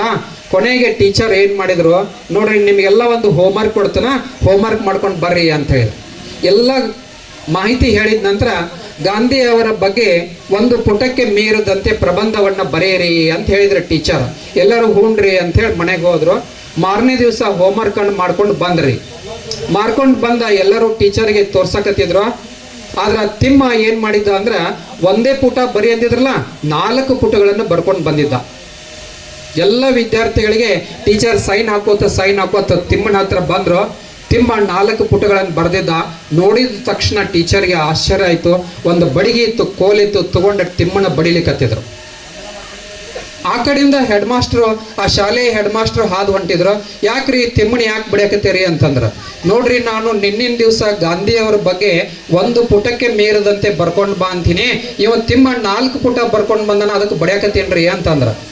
ಅಲ್ಲ ಮತ್ತೆ 4 ಪುಟಗಳನ್ನು ಬರ್ಕೊಂಬಂದ್ರೆ ಭಾಳ ಚಲೋ ಅಂತಲ್ರಿ, ಯಾಕೆ ಬಡಿಯಾಕತ್ತೀರಿ ಅಂತಂದ್ರ, ಸರ್ ನಾನು ಮಹಾತ್ಮ ಗಾಂಧೀಜಿ ಅವ್ರ ಬಗ್ಗೆ ಒಂದು ಪುಟಕ್ಕೆ ಮೀರದಂತೆ ಬರ್ಕೊಂಬಂದಿನಿ, ಇವ ತಿಮ್ಮ ಪೂಜಾ ಗಾಂಧಿ ಬಗ್ಗೆ ಏನ್ ಮಾಡ್ಯಾನ ಪ್ರಬಂಧವನ್ನ ಬರ್ಕೊಂಡು ಬಂದಾನ ಅಂತಂದ್ರ. ಅಂದ್ರ ನಾವು ಕಲಿಸುವ ವಿಷಯಕ್ಕೂ ವಿದ್ಯಾರ್ಥಿ ಹೇಳುವುದಕ್ಕೂ ಒಂದಕ್ಕೊಂದು ಸಂಬಂಧ ಇರ್ಬೇಕ. ಇರ್ಲಿಲ್ಲ ಅಂದ್ರೆ ಏನಾಗ್ತದ, ಒಂದು ದೊಡ್ಡ ಅನಾಹುತ ಆಗ್ತದ. ಇವತ್ತಿನ ದಿವಸ ಕೇವಲ ಪರೀಕ್ಷೆಗಾಗಿ ಓದೋದಾಗ್ಯದ. ಅಂಕಗಳನ್ನು ತೆಗೆದುಕೊಂಡು ಜೀವನದ ಮಾರ್ಗವನ್ನ ಕಲೀಲಿಕ್ಕೆ ನಾವು ಅಧ್ಯಯನ ಮಾಡ್ಬೇಕು. ನಿಮಗ ಆ ಜೀವನದ ಮಾರ್ಗವನ್ನ ನಿಮ್ಮ ಗುರುಗಳೆಲ್ಲ ಕಲಿಸ್ಯಾರ ತಿಳ್ಕೊಂಡ ಇವತ್ತಿನ ದಿವಸ ನೀವು ಅವರನ್ನೆಲ್ಲ ಏನ್ ಮಾಡ್ಲಿಕ್ಕತ್ತೀರಿ, ಸ್ಮರಣೆ ಮಾಡ್ಕೊಳ್ಲಿಕ್ಕತ್ತೀರಿ. ಇವತ್ತು ನೋಡ್ರಿ, ಕೆಲವು ಶಿಕ್ಷಕರು ನಿಮ್ಮ ಅವರು ಒಂದೊಂದು ಅಕ್ಷರಗಳನ್ನು ಕಲಿಸಿದ್ದು ನಮ್ಮ ಸ್ಮೃತಿ ಪಟಲದ ಮೇಲೆ ಶಾಶ್ವತವಾಗಿ ಅದು ಏನಾಗಿರ್ತದ, ಉಳಿದಿರ್ತದ. ಹಾಗೆ ಗುರುಗಳನ್ನ ಶಿಷ್ಯರು ನೆನೆಸುವುದು. ನೋಡ್ರಿ, ನಿಮ್ಗ ಸರ್ಗಳು ಯಾರು ವ್ಯತ್ಯಾಸ ಅನಿಸಿಲ್ಲ, ಅವರೆಲ್ಲರೂ ನಿಮಗ ಗುರುತ ಹಿಡಿದ್ರು. ಆದ್ರೆ ನಿಮ್ಮ ಗುರುಗಳು ಗುರುಮಾತೆಯರು ನೀವು ಕೆಲವರು ಗುರುತ ಹತ್ತಲಿಲ್ಲ. ಅವ್ರಿಗೆ ಯಾಕೆ ಗುರುತ ಹತ್ತಲಿಲ್ಲ ಅಂತಂದ್ರ, ನೀವೆಲ್ಲರೂ ಬಾಲ್ಯದಿಂದ ಇದ್ದಾಗ ಅವ್ರು ನಿಮ್ಮನ್ನ ನೋಡಿರ್ತಾರ, ಚಿಕ್ಕಂದಿನಲ್ಲಿ ನೋಡಿರ್ತಾರ. ನೀವೆಲ್ಲ ಅವ್ರಿಗೆ ಯಾರು ಗುರುತ ಸಿಗೋದಿಲ್ಲ. ನೀವೇ ಹೋಗಿ ಅವ್ರ ಹತ್ರ ಪರಿಚಯ ಮಾಡ್ಕೋತೀರಿ, ನಾನು ಇಂಥವ್ರು, ನನ್ನ ಹೆಸರು ಹೀಗ, ನಾನು ಹೀಗೆ ಮಾಡ್ತಿದ್ದೆ ಅಂತ ಹೇಳ್ತೀರಿ. ಆದ್ರೆ ನಮಗೇನಾಗಿರ್ತದ, ಗುರುಗಳಿಗೆ ಆ ಇಡೀ ಬ್ಯಾಚ್ನೊಳಗ ಒಬ್ಬ ಅತ್ಯಂತ ಜಾಣ ವಿದ್ಯಾರ್ಥಿ ಇದ್ದವ ನೆನಪು ಉಳಿದಿರ್ತಾನೆ ನಮಗ. ಯಾಕಂದ್ರ ಆ ಜಾಣ ವಿದ್ಯಾರ್ಥಿ ಹೆಸರು ಅಲ್ಲಿ ಬೋರ್ಡ್ ಮ್ಯಾಲ ಟಾಪ್ ಲಿಸ್ಟ್ನಾಗ ಬರೆದಿರ್ತೀವಿ ನಾವು. 7th ತರಗತಿ ಒಳಗೆ ಅತಿ ಹೆಚ್ಚು ಅಂಕಗಳನ್ನು ಪಡೆದಂತ ಒಬ್ಬ ಇಂಥ ವಿದ್ಯಾರ್ಥಿ ಅಂತ ಬರೆದಿರ್ತೀವಿ. ಇನ್ನೊಬ್ಬ ವಿದ್ಯಾರ್ಥಿ ಎಂತ ನೆನಪು ಉಳಿದಿರ್ತಾನ್ರಿ ನಮಗ, ಲಾಸ್ಟ್ ಬೆಂಚ್ ಸ್ಟೂಡೆಂಟ್, ಕೊನೆಗೆ ಕೂತ್ಕೊಂಡಿರ್ತಾನ. ನಾವು ಯಾವಾಗಲೂ ಕ್ಲಾಸ್ನೊಳಗೆ ಕೀಟಳೆ ಮಾಡ್ತಿರ್ತಾನ, ಪಾಠ ಹೇಳಿಕೊಡ್ತಿರೋದಿಲ್ಲ, ಏನಾದ್ರೂ ಒಂದು ಕೀಟಳೆ ಮಾಡ್ತಾನೆ ಇರ್ತಾನ. ಅಂಥ ವಿದ್ಯಾರ್ಥಿಯನ್ನು ಕೂಡ ನಾವು ನೆನಪಿನಲ್ಲಿ ಇಟ್ಕೊಂಡಿರ್ತೀವಿ. ಇನ್ನು ನೀವು 2 ಮಧ್ಯದಲ್ಲಿ ಇರ್ತಾರಲ್ರಿ, ಅವರು ನಾವೇ ಸೆಲ್ಫ್ ಇಂಟ್ರೊಡಕ್ಷನ್ ಮಾಡ್ಕೋಬೇಕು. ಸರ್ ನಾನು ಇಂಥವ್ರಿ, ನಾನು ಇಂಥವ ಅಂತೇಳಿ ಹೇಳಬೇಕು. ಅವಾಗ ಏನಾಗ್ತದ, ಗುರುಗಳು ನಮ್ಮನ್ನ ಗುರುತಿಸಿ, ಈಗೂ ನೋಡ್ರಿ ಎಷ್ಟು ವರ್ಷಗಳಾಯ್ತು, ಈಗ 25 ವರ್ಷಗಳಾಗಿ ಹೋಯ್ತು. 25 ವರ್ಷಗಳಾಗಿ ಹೋದ್ರೂ ಕೂಡ ನೀವು ಯಾವ ಗುರುಗಳ ಹೆಸರನ್ನ ಮರ್ತಿಲ್ಲ. ಎಲ್ಲಾ ಗುರುಗಳ ಹೆಸರನ್ನ ನೆನಪಿಟ್ಟಿರಿ. ಅವರು ಯಾವ ವಿಷಯಗಳನ್ನ ಹೇಳ್ತಿದ್ರು ಅದು ಕೂಡ ನೆನಪದ. ನಿಮಗ ನೆನಪದ ಇಲ್ಲ ನೋಡ್ರಿ. ಅಂತಹ ಒಂದು ಗುರುಗಳ ಸ್ಮರಣೆಯನ್ನ ಮಾಡೋದೇ ಈ ಒಂದು ಗುರು ವಂದನಾ ಕಾರ್ಯಕ್ರಮದ ಅತ್ಯಂತ ಮುಖ್ಯ ಧ್ಯೇಯ ಮತ್ತು ಉದ್ದೇಶ ಅಂತ ಹೇಳಲಿಕ್ಕೆ ನಾನು ಇಷ್ಟಪಡ್ತೀನಿ. ಇನ್ನು ಸಮಯ ಆಗಿದೆ ನನಗೆ, ಇನ್ನೂ ತುಂಬ ಜನ ಮಾತಾಡೋರು ಅದಾರ. ಮತ್ತು ನಮಗೆ ವಿಶೇಷ ಉಪನ್ಯಾಸ ಅಂತ ಕರೆಸೇರಿ ಅಂತಂದ್ರೆ 1-2 ಮಾತು ಹೇಳಬೇಕಲ್ಲ, ಹೌದ್ರಿ? ಈಗ ಒಂದು ಕೊನೆಯದಾಗಿ, ನಾವು ಬಹಳ ಜನ ಏನು ತಪ್ಪು ಮಾಡ್ತೀವಿ ಅಂತಂದ್ರೆ, ನಾವು ಎಷ್ಟೋ ಸರ್ತಿ ವಿಷಯವನ್ನ ಎಲ್ಲ ಮಾಹಿತಿಯನ್ನು ಹೇಳಿರ್ತೀವಿ, ಅದನ್ನು ಭಾಳಷ್ಟು ಜನ ಈ ಕಡೆ ಕಿವಿಯಿಂದ ಕೇಳಿ ಈ ಕಡೆಯಿಂದ ಕಿವಿಯಿಂದ ಬಿಟ್ಟು ಬಿಡ್ತೀವಿ. ನಾವು ಹಾಗಾಗಬಾರ್ದು. ಈಗ ಪುರಾಣಗಳನ್ನು ಕೇಳ್ತೀವಿ, ಒಳ್ಳೆಯದನ್ನ ಮಾಡಲಿಕ್ಕೆ ಅತ್ಯಂತ ಗುರುಗಳು ಬಂದಿರ್ತಾರ, ಎಲ್ಲರಿಗೂ ನಮಗ ಮಾಹಿತಿಯನ್ನು ಹೇಳ್ತಾರ. ನಾವು ಅದರಂತೆ ಪಾಲನೆ ಮಾಡುವುದರಲ್ಲಿ ಇವತ್ತಿನ ದಿವಸ ಎಡವಲಿಕ್ಕತ್ತೀವಿ. ಒಂದು ಸಣ್ಣ ಉದಾಹರಣೆ ಹೇಳ್ತೀನಿ. ಒಬ್ಬರು ಸ್ವಾಮೀಜಿ ಪುರಾಣ ಹೇಳಲಿಕ್ಕೆ ಬಂದಿದ್ರು ಒಂದು ಊರಿಗೆ. ಅವರು 1 ತಿಂಗಳವರೆಗೆ ಪುರಾಣ ಪ್ರವಚನ ಕಾರ್ಯಕ್ರಮ ಇತ್ತ. ಏನು ವಿಷಯ ಅಂತಂದ್ರ, ಸತ್ಯವನ್ನೇ ಹೇಳುತ್ತೇನೆ, ಕಳ್ಳತನ ಮಾಡುವುದಿಲ್ಲ ಅನ್ನೋದೊಂದು ವಿಷಯ ಇತ್ತು. ಆ ವಿಷಯದ ಬಗ್ಗೆ 30 ದಿನಗಳ ಪುರಾಣ ಹೇಳ್ಕೊಂತ ಬಂದ್ರಿ. 30ನೇ ದಿನ ಏನಾಗಿತ್ತು ಅಂತಂದ್ರ ಕ್ಲೋಸಿಂಗ್ ಫಂಕ್ಷನ್, ಲಾಸ್ಟ್ ಡೇ ಇತ್ತು. ಅವತ್ತಿನ ದಿವಸ ಒಂದು ಘಟನೆ ನಡೀತ್ರಿ. ಅವ್ರ ಸ್ವಾಮೀಜಿ ಬಂದ, ನಾನು 29 ದಿವಸ ತನ ನಿಮಗೆ ಏನನ್ನ ಹೇಳಕತ್ತೀನಿ ನೆನಪದ ಅಂತಂದ್ರು. ಎಲ್ಲರೂ ನೆನಪದರಿ ಅಂತಂದ್ರು. ಏನೋ ಸತ್ಯವನ್ನೇ ಮಾತಾಡಬೇಕು, ಕಳ್ಳತನವನ್ನು ಮಾಡಬಾರದು, ಇದರ ಬಗ್ಗೆ ಹೇಳಿರಿ ಅಂತ. ಅವರು 6 ಗಂಟೆಯಿಂದ 7 ಗಂಟೆ ಸಾಯಂಕಾಲ ಪುರಾಣ ಮುಗಿತಿತ್ತು. ಒಂದು ಘಟನೆ ನಡೀತ್ರಿ. ಆ ಊರಿನ ಗೌಡತಿ ದೊಡ್ಡ ಹೆಣ್ಮಗಳು ಕಿವಿ ಓಲೆ ಕಳೆದು ಬಿಡ್ತ್ರಿ. ಆ ಪುರಾಣದೊಳಗೆ ಹೀಗೆ ಕೂತಿದ್ರಿ ಎಲ್ಲರೂ. ಅದು ಎಲ್ಲೋ ಒಂದು ಕಡೆಗೆ ಮಿಸ್ ಆಗಿತ್ತು. ಅಲ್ಲೇ ಬಾಜು ಇದ್ದವ್ರೆಲ್ಲರೂ ನೋಡ್ರಿ ಗೌಡತಿ ಕಿವ್ಯಾಂದಿಲ್ಲ ಅಂತಂದ್ರು. ಓಲೆ ಎಲ್ಲರೂ ಮಾತಾಡಕತ್ತಿದ್ರು. ಅದು ಸ್ವಾಮಿಗಳ ತನಕ ಬಂತ್ರಿ. ಸ್ವಾಮಿಗಳಿಗೆ ಕೇಳಿಸ್ತ್ರಿ. ಸ್ವಾಮಿಗಳು ಏನಂದ್ರು, ಏನ್ರಿ ಅಲ್ಲಿ ಏನ್ ಗಲಾಟೆ ನಡೆದದ ಅಂತಂದ್ರು. ಏನಿಲ್ರಿ, ಒಂದು ಓಲೆ ಕಳೆದದ ಗದ್ದಲದೊಳಗ ಕತ್ತಲದೊಳಗೆ ಹಿಂಗಾಗ್ಯದ ಅಂತಂದ್ರು. ಅವ್ರ ಸ್ವಾಮಿಗಳ ಬರ್ಲಿ ನಾ ನಿಮಗೆ ಹುಡುಕಾಡಿ ಕೊಡ್ತೀನಿ ಅಂತಂದ್ರು. ಓಲೆ ಅದ ಹೆಂಗೆ ನೀವು ಹುಡುಕಾಡಿ ಕೊಡ್ತೀರಿ ಅಂತಂದ್ರು. ನೋಡ್ರಿ ಒಂದು ಪ್ರಯೋಗ ಮಾಡೋಣ ಈಗ ಅಂತಂದ ತಮ್ಮ ಕೈಯನ್ನ ವಾಚ್ ಬಿಚ್ಚಿ ಮುಂದಿಟ್ರಿ. ಇಟ್ಟ ನೀವು 1 ನಿಮಿಷ ಲೈಟ್ ಆಫ್ ಮಾಡ್ರಿ. ಪುರಾಣದೊಳಗ ರಾತ್ರಿ 7ರಿಂದ 8 ಗಂಟೆ ಏನು ಪುರಾಣ ನಡೆದಿತ್ತಲ್ಲ, ನೀವು ಲೈಟ್ ಆಫ್ ಮಾಡ್ರಿ. ಯಾರು ಆ ಕಿವಿಯಲ್ಲಿನ ಓಲೆ ತಗೊಂಡಿರ್ಲ ಅವ್ರು ಏನ್ ಮಾಡ್ರಿ, ದಯವಿಟ್ಟು ತಂದು ಟೇಬಲ್ ಮೇಲೆ ಇಟ್ಟು ಹೋಗ್ರಿ ಅಂತಂದ್ರ ಸ್ವಾಮೀಜಿ ಮೈಕ್ ತಗೊಂಡು ಅನೌನ್ಸ್ ಮಾಡಿದ್ರಿ. ಲೈಟ್ ವಿದ್ಯುತ್ ಸಂಪರ್ಕ ಕಡಿತ ಮಾಡ್ರಿ ಅಂತಂದ್ರ ಆಫ್ ಮಾಡಿದ್ರಿ. ಟೈಮ್ ಹಚ್ಚಿದ್ರಲ್ಲ 1 ನಿಮಿಷ ಇವ್ರು ನೋಡ್ಕೊತ ಕೂತಿದ್ರು. ಕತ್ಲಾಗಿತ್ತು. ಆಮೇಲೆ 1 ನಿಮಿಷ ಸಮಯ ಆತ್ರಿ. ಬಟನ್ ಆನ್ ಮಾಡ್ರಿ ಅಂತಂದ್ರು. ಬಟನ್ ಆನ್ ಮಾಡಿದ್ರಿ. ಆನ್ ಮಾಡಿದಾಗ ನೋಡಿದಾಗ ಆ ಸ್ವಾಮೀಜಿಯವ್ರು ಏನು ವಾಚ್ ಬಿಚ್ಚಿಟ್ಟಿದ್ರಲ್ರಿ, ಆ ಕತ್ತಲದೊಳಗ ಯಾರೋ ಒಬ್ರು ಆ ವಾಚ್ ತೊಗೊಂಡು ಹೋಗ್ಬಿಟ್ಟಿದ್ರು. ಕಿವಿ ಒಳಗೇನೋ ವಾಚ್ ಅದು ಇಲ್ಲ ಅಂದ್ರೆ ನಾವು ತಿಂಗಳಗಳವರೆಗೆ ಪುರಾಣ ಓದಿದರೇನು, ಪುರಾಣ ಕೇಳಿದರೇನು ಅಂತೇಳಿ ಒಂದು ಗಾದೆ ಮಾತದ. ಅದಕ್ಕೆ ಏನು ಮಾಡ್ಬೇಕ್ರಿ, ಕೇಳಿದ್ದನ್ನ ಒಂದಿಷ್ಟು ಜೀವನದಲ್ಲಿ ಅಳವಡಿಸ್ಕೊಳ್ಬೇಕು. ನಿಮ್ಮ ಗುರುಗಳೆಲ್ಲ ನಿಮ್ಮ ಜೀವನದ ಮಾರ್ಗವನ್ನ ತೋರ್ಸ್ಯಾರ. ನಿಮಗೆ ಹೀಗೆ ನಡಿಬೇಕು ಅಂತೇಳಿ ತೋರ್ಸ್ಯಾರ. ಅವರು ತೋರಿಸಿಕೊಟ್ಟ ಮಾರ್ಗದಲ್ಲಿ, ಒಂದು ಸನ್ಮಾರ್ಗದಲ್ಲಿ ನೀವೆಲ್ಲರೂ ನಡೆದದ್ದೇ ಆದರೆ ನೀವು ಗುರುಗಳಿಗೆ ತಂದು ಕೊಟ್ಟಂತ ಒಂದು ಒಳ್ಳೆಯ ಕೀರ್ತಿ ಅದು ಆಗ್ತದ ಖಂಡಿತವಾಗ್ಲು.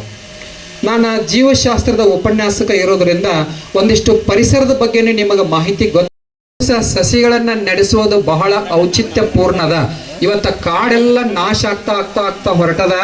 ಮುಂದೊಂದು ದಿವಸ ಈ ಮನುಷ್ಯ ಆಧುನಿಕ ಭರಾಟೆಯಲ್ಲಿ ಹೀಗೆ ಹೋದದ್ದೇ ಆದರೆ ಇಬ್ಬನಿಯ ಹಣಿಗಾಗಿ ಪರಿತಪಿಸುವ ಕಾಲ ಬರ್ತದಂತ ನಮ್ಮ ಪರಿಸರ ವಿಜ್ಞಾನಿಗಳು ಹೇಳ್ಯಾರ. ಅದಕ್ಕೆ ಪ್ಲಾಸ್ಟಿಕ್ ಬಳಕೆಯನ್ನ ನೀವೆಲ್ಲ ಏನ್ ಮಾಡ್ಬೇಕು, ಕಡಿಮೆ ಮಾಡ್ಬೇಕು. ಒಂದು ಪ್ಲಾಸ್ಟಿಕ್ ಭೂಮಿಯ ಮೇಲೆ ಬಿದ್ದರೆ 700 ವರ್ಷಗಳವರೆಗೆ ಕೊಳೆಯುವುದಿಲ್ಲ. ಅದು ಕೊಳೆಯುವುದೇ ಇಲ್ರಿ, ಜೈವಿಕವಾಗಿ ಶಿಥಿಲೀಯವಾಗಿ ಮಣ್ಣಿನೊಂದಿಗೆ ಮಣ್ಣು ಆಗೋದೇ ಇಲ್ಲ. ಅದಕ್ಕೆ ಸಾಧ್ಯವಿದ್ದಷ್ಟು ಏನ್ ಮಾಡಬೇಕು, ಪ್ಲಾಸ್ಟಿಕ್ ಬಳಕೆಯನ್ನ ಮಿತಗೊಳಿಸ್ಬೇಕು. ಅದಕ್ಕೆ ಪರ್ಯಾಯವಾಗಿ ಬಟ್ಟೆ ಬ್ಯಾಗ್ಗಳನ್ನ ಇತ್ಯಾದಿಗಳನ್ನ ಬಳಕೆ ಮಾಡಬೇಕು. ಪರಿಸರದ ಬಗ್ಗೆ ನೀವೆಲ್ಲ ಕಾಳಜಿಯನ್ನು ವಹಿಸಿ ಇಲ್ಲಿ ಸೇರಿದಂಥವ್ರು ಎಲ್ಲರೂ ಅವ್ರು ಕೊಟ್ಟಂತ ಒಂದು ಸಸಿಗಳನ್ನ ನೀವು ನಿಜವಾಗ್ಲೂ ಹೋಗಿ ನಡೆಸಿದ್ರಿ ಅಂತಂದ್ರ ಇಲ್ಲಿ ಒಂದು 50, 60, 70 ಜನ ಎಲ್ಲ 2 ಸಸಿಗಳನ್ನ ನಡೆಸಿದ್ರಿ ಅಂದ್ರ ಅವು ಹೆಚ್ಚಿಗೆ ಹೆಮ್ಮರವಾಗಿ ಏನಾಗ್ತಾವ, ಬೆಳಿತಾವ. ನೀವು ಹಚ್ಚೋದನ್ನು ನೋಡಿ ನಿಮ್ಮ ಮಕ್ಕಳು ಕೂಡ ಈ ಕಾಯಕವನ್ನ ಏನ್ ಮಾಡ್ಬೇಕು, ಮುಂದುವರಿಸ್ಬೇಕು. ನಿಮ್ಮ ಶಾಲೆಯಲ್ಲಿ ಒಬ್ರು ದೇಸಾಯಿ ಅಂತ ಸರ್ ಅದಾರ. ಅವರು ಆನ್ಲೈನ್ನಲ್ಲಿ ಕ್ವಿಜ್ ಅನ್ನ ಮಾಡ್ತಿರ್ತಾರ.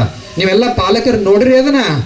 ಇವತ್ತ ಆನ್ಲೈನ್ ನಲ್ಲಿ ಕ್ವಿಜ್ ಅನ್ನ ಮಾಡಿ ಮಕ್ಕಳಿಗೆ ಒಂದು ಸ್ಪರ್ಧಾತ್ಮಕ ಏನು ಪ್ರಪಂಚಕ್ಕೆ ಪರಿಚಯ ಮಾಡೋದಲ್ಲ, ಅದು ಬಹಳ ಮಹತ್ವದ ಒಂದು ಕೆಲಸ. ಇಂಥವ್ರು ಒಬ್ಬರು ಸರ್ ನಮ್ಮ ಶಾಲೆ ಒಳಗೆ ಇದ್ರು ಅಂತಂದ್ರ ಇವತ್ತು ನೋಡ್ರಿ ಒಳಗಡೆ ನಿಮ್ಮಲ್ಲಿ ಒಂದು ಬೋರ್ಡ್ ಹಾಕಿರಿ. NMMS ಪರೀಕ್ಷೆ ಒಳಗ ಪಾಸ್ ಆದಂತ ವಿದ್ಯಾರ್ಥಿಗಳದೊಂದು ಬೋರ್ಡ್ ಹಾಕಿರಿ, ಅವ್ರ ಫೋಟೋ ಹಾಕಿರಿ. ನೋಡಿರಿ ಆ ಮಕ್ಕಳಿಗೆಲ್ಲ ಪ್ರತಿ ತಿಂಗಳು 1,000 ಸ್ಕಾಲರ್ಶಿಪ್ ಸಿಗ್ತದ. 12 ತಿಂಗಳಿಗೆ 12,000 ರೂಪಾಯಿ. ಒಂದು 4 ವರ್ಷದವರೆಗೆ ಸರ್ಕಾರ ಅವ್ರಿಗೆ ಸ್ಕಾಲರ್ಶಿಪ್ ಅನ್ನ ಕೊಡ್ತದ.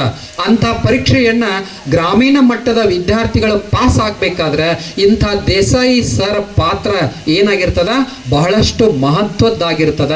ಅಂತ ಸರ್ ನಿಮ್ಮ ಶಾಲೆ ಒಳಗೆ ಇರೋದ ನಿಮಗೊಂದು ಬಹಳ ದೊಡ್ಡ ಹೆಮ್ಮೆಯ ಸಂಗತಿ ಅಂತ ಹೇಳ್ತೀನಿ. ಅವರಿಗೆ ಕಳೆದು 2024ರಲ್ಲಿ ಒಂದು ಜಿಲ್ಲಾ ಪ್ರಶಸ್ತಿನೂ ಸಿಕ್ಕಿತ್ತು. ಮುಂಬರುವ ದಿನಗಳಲ್ಲಿ ರಾಜ್ಯ ಮತ್ತು ರಾಷ್ಟ್ರ ಪ್ರಶಸ್ತಿನೂ ಕೂಡ ಅವರಿಗೆ ದೊರೆಯಲಿ ಅಂತ ಹಾರೈಸ್ತೀನಿ.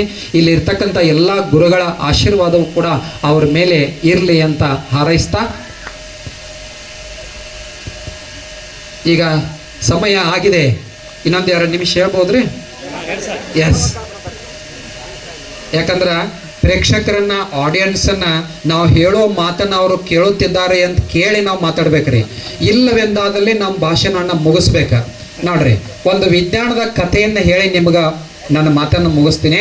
ಇಲ್ಲಿ ತಾಯಂದಿರು ಬಹಳಷ್ಟು ಜನ ಇರೋದ್ರಿಂದ ಒಬ್ಬ ಮಹಾನ್ ವಿಜ್ಞಾನಿಯ ಜೀವನದಲ್ಲಿ ಒಂದು ಘಟನೆ ನಡೀತದ, ಅದನ್ನು ಸಂಕ್ಷಿಪ್ತ ಒಂದು ಕಥೆ ರೂಪದಲ್ಲಿ ನಿಮಗೆ ಹೇಳಿ ನನ್ನ ಮಾತನ್ನ ಮುಗಿಸ್ತೀನಿ. ಆ ವಿಜ್ಞಾನಿ ಯಾರು ಗೊತ್ತೇ? 9ನೇ ತರಗತಿಯಲ್ಲಿ ಅತ್ಯಂತ ದೊಡ್ಡ ವಿದ್ಯಾರ್ಥಿ, 21ನೇ ವಯಸ್ಸಿನಲ್ಲಿ ಜಗತ್ ಪ್ರಸಿದ್ಧ ವಿಜ್ಞಾನಿ. ಆ ವಿಜ್ಞಾನಿ ಯಾರು ಗೊತ್ತೇ?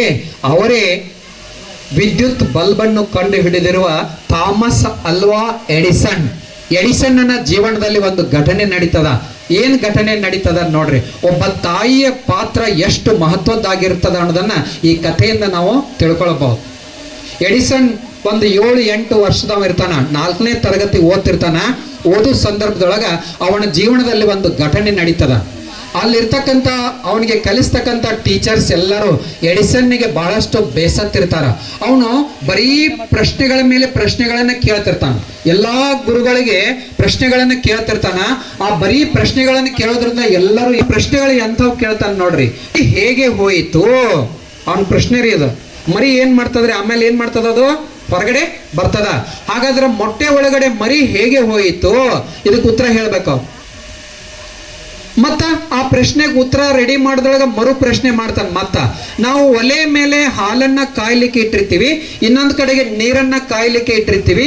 ಹಾಲು ಮಾತ್ರ ಕಾಯ್ದು ಉಕ್ಕು ಬಂದು ಕೆಳಗಡೆ ಬೀಳುತ್ತದೆ, ಆದರೆ ನೀರು ಉಕ್ಕು ಬರುವುದಿಲ್ಲ, ಏಕೆ? ಅವನ ಪ್ರಶ್ನೆ ರೀ ಇದು.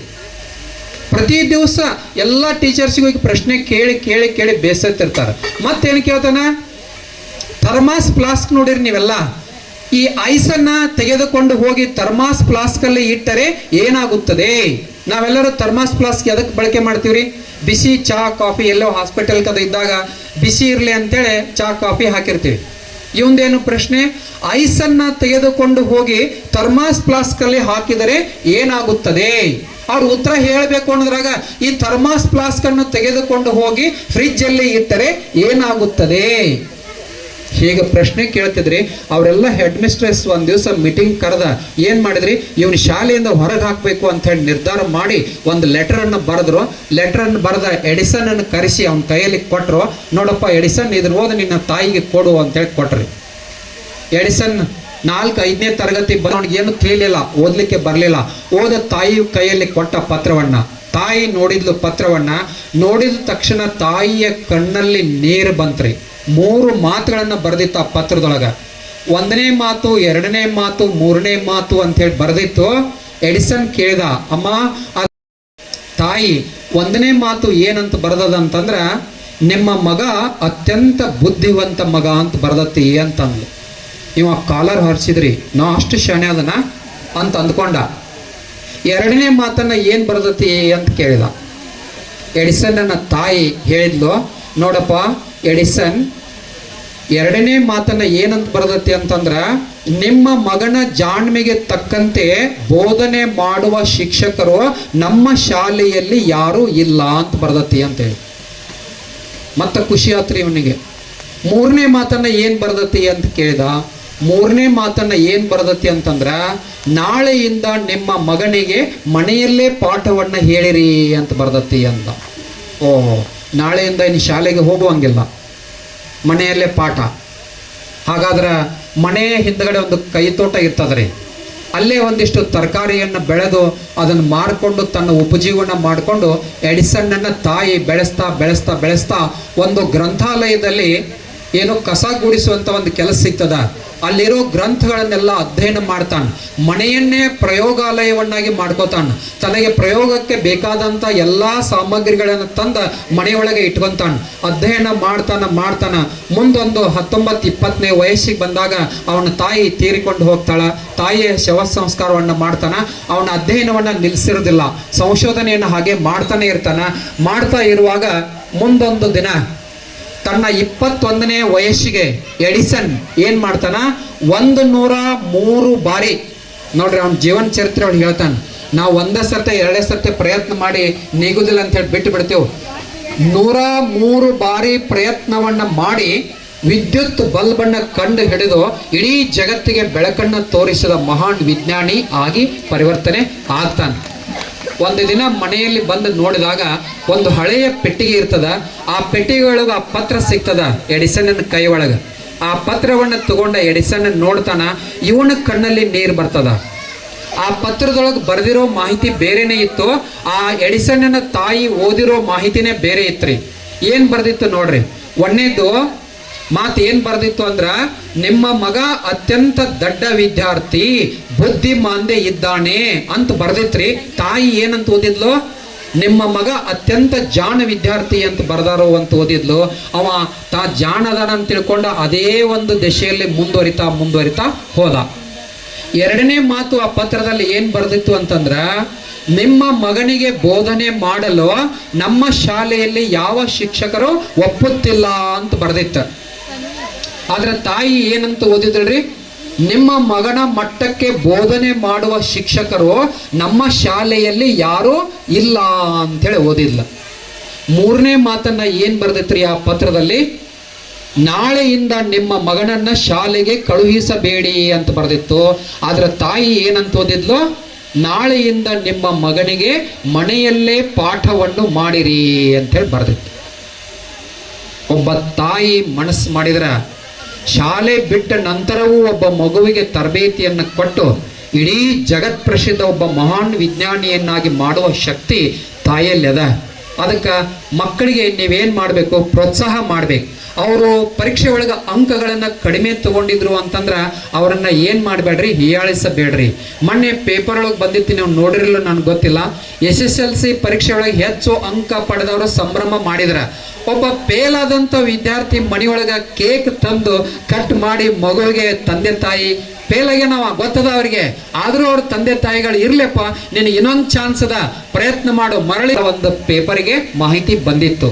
ಇದರ ಅರ್ಥ ಏನು ಅಂತಂದ್ರೆ, ಪರೀಕ್ಷೆಯಲ್ಲಿ ಬರುವ ಅಂಕಗಳ ಮಾತ್ರ ಜೀವನವನ್ನು ನಿರ್ಧರಿಸುವುದಿಲ್ಲ. ನಾವು ಜೀವನದ ಹೇಗೆ ನಡೆಯಬೇಕು ಅನ್ನುವ ಮಾರ್ಗವನ್ನು ಮಕ್ಕಳಿಗೆ ತೋರಿಸಿದ್ದೆ ಆದರೆ ಖಂಡಿತವಾಗಲೂ ಮಕ್ಕಳು ಏನು ಮಾಡ್ತಾರ, ತಮ್ಮ ನಿಗದಿತ ಗುರಿಯನ್ನು ತಲುಪುತ್ತಾರೆ ಅಂತ ಹೇಳ್ತಾ, ನನಗೂ ಕೂಡ ಇಲ್ಲಿಯವರೆಗೆ ಕರೆಸಿ ಒಂದೆರಡು ಮಾತುಗಳನ್ನು ಹೇಳಲಿಕ್ಕೆ ಅವಕಾಶ ಮಾಡಿಕೊಟ್ಟಂತ ಒಂದು 15 ದಿವಸದಿಂದ ನಿಮ್ಮ ಗುರು ಮಠಪತಿ ಜೋಡಿ ಒಂದು 4 ಜನ ನಿಮ್ಮ ಸ್ನೇಹಿತರು ಎಲ್ಲರೂ ಬಂದಿದ್ರು ನಮ್ಮ ಮನೆಗೆ. ಸರ್, ನಾವು ಆಲ್ಗೂರೊಳಗೆ ಇಂಥ ಕಾರ್ಯಕ್ರಮ ಮಾಡ್ಲಿಕ್ಕತ್ತೀವ್ರಿ, ನೀವು ಅತಿಥಿಗಳಾಗಿ ಬರಬೇಕು ಅಂತಂದ್ರು.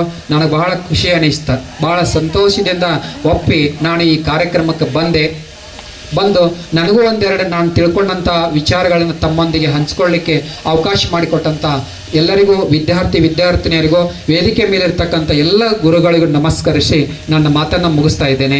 ಜೈ ಹಿಂದ್, ಜೈ ಕರ್ನಾಟಕ. ಚಿಂತನೆಗಳು ಶಾಶ್ವತವಾಗಿ ಉಳಿಯುತ್ತವೆ ಎಂದು ಡಾಕ್ಟರ್ B.R. ಅಂಬೇಡ್ಕರ್ ಅವರು ಹೇಳಿದಂಥ ಮಾತನ್ನ ಬೋರ್ಡ್ ಮೇಲೆ ಬರೆದಿದ್ರು. ಅದೇ ರೀತಿ ಇವತ್ತು ನನ್ನ ಬಾಲ್ಯದ ಗೆಳೆಯರು ಅಲ್ಗೂರು ಗ್ರಾಮದಲ್ಲಿ ವಿಶೇಷವಾದಂಥ ಚಿಂತನೆಯನ್ನು ಮಾಡಿ, ಯಾಕಂದರೆ ಶತಮಾನ ಕಂಡಂಥ ಒಂದು ಶಾಲೆ ಆಗಿರುವುದರಿಂದ ಇಲ್ಲಿವರೆಗೂ ಕೂಡ ಯಾರೂ ಕೂಡ ಗುರು ವಂದನ ಮತ್ತು ಸ್ನೇಹ ಸಂಗ್ರಹದ ಕಾರ್ಯಕ್ರಮ ಮಾಡದೇ ಇದ್ದರು. ಬಟ್ ನನ್ನ ಗೆಳೆಯರು ಇವತ್ತು ಚಿಂತನೆಯನ್ನು ಮಾಡಿ ಒಂದು ಗುರು ವಂದನ ಮತ್ತು ಸ್ನೇಹ ಸಂಗ್ರಹದ ಕಾರ್ಯಕ್ರಮವನ್ನು ಮಾಡಿದ್ದಾರೆ ಅಂತಂದ್ರೆ ಅದು ಹೆಮ್ಮೆಯ ವಿಷಯ. ಅವರಿಗೆ ಎಷ್ಟು ಕೃತಜ್ಞತೆಗಳನ್ನು ಸಲ್ಲಿಸುವುದನ್ನು ಕಡಿಮೆ. ಸೊ ಮುಂದಿನ ದಿನಮಾನಗಳಲ್ಲಿ ಬರ್ತಕ್ಕಂಥ ಜೂನಿಯರ್ಸ್ಗಳು ಮಾಡ್ಬೋದು, ಬಟ್ ಶಾಶ್ವತವಾಗಿ ಉಳಿದು ಯಾವುದಪ್ಪ ಅಂದ್ರೆ 2001 ಮತ್ತು 2001ನೇ ಸಾಲಿನ ವಿದ್ಯಾರ್ಥಿಗಳು ಮಾತ್ರ ಈ ಗುರು ವಂದನ ಕಾರ್ಯಕ್ರಮಗಳನ್ನು ಮಾಡಿದಾರಪ್ಪ ಅಂತ ಹೇಳಕ್ಕೆ ಇಷ್ಟಪಡ್ತಾರೆ.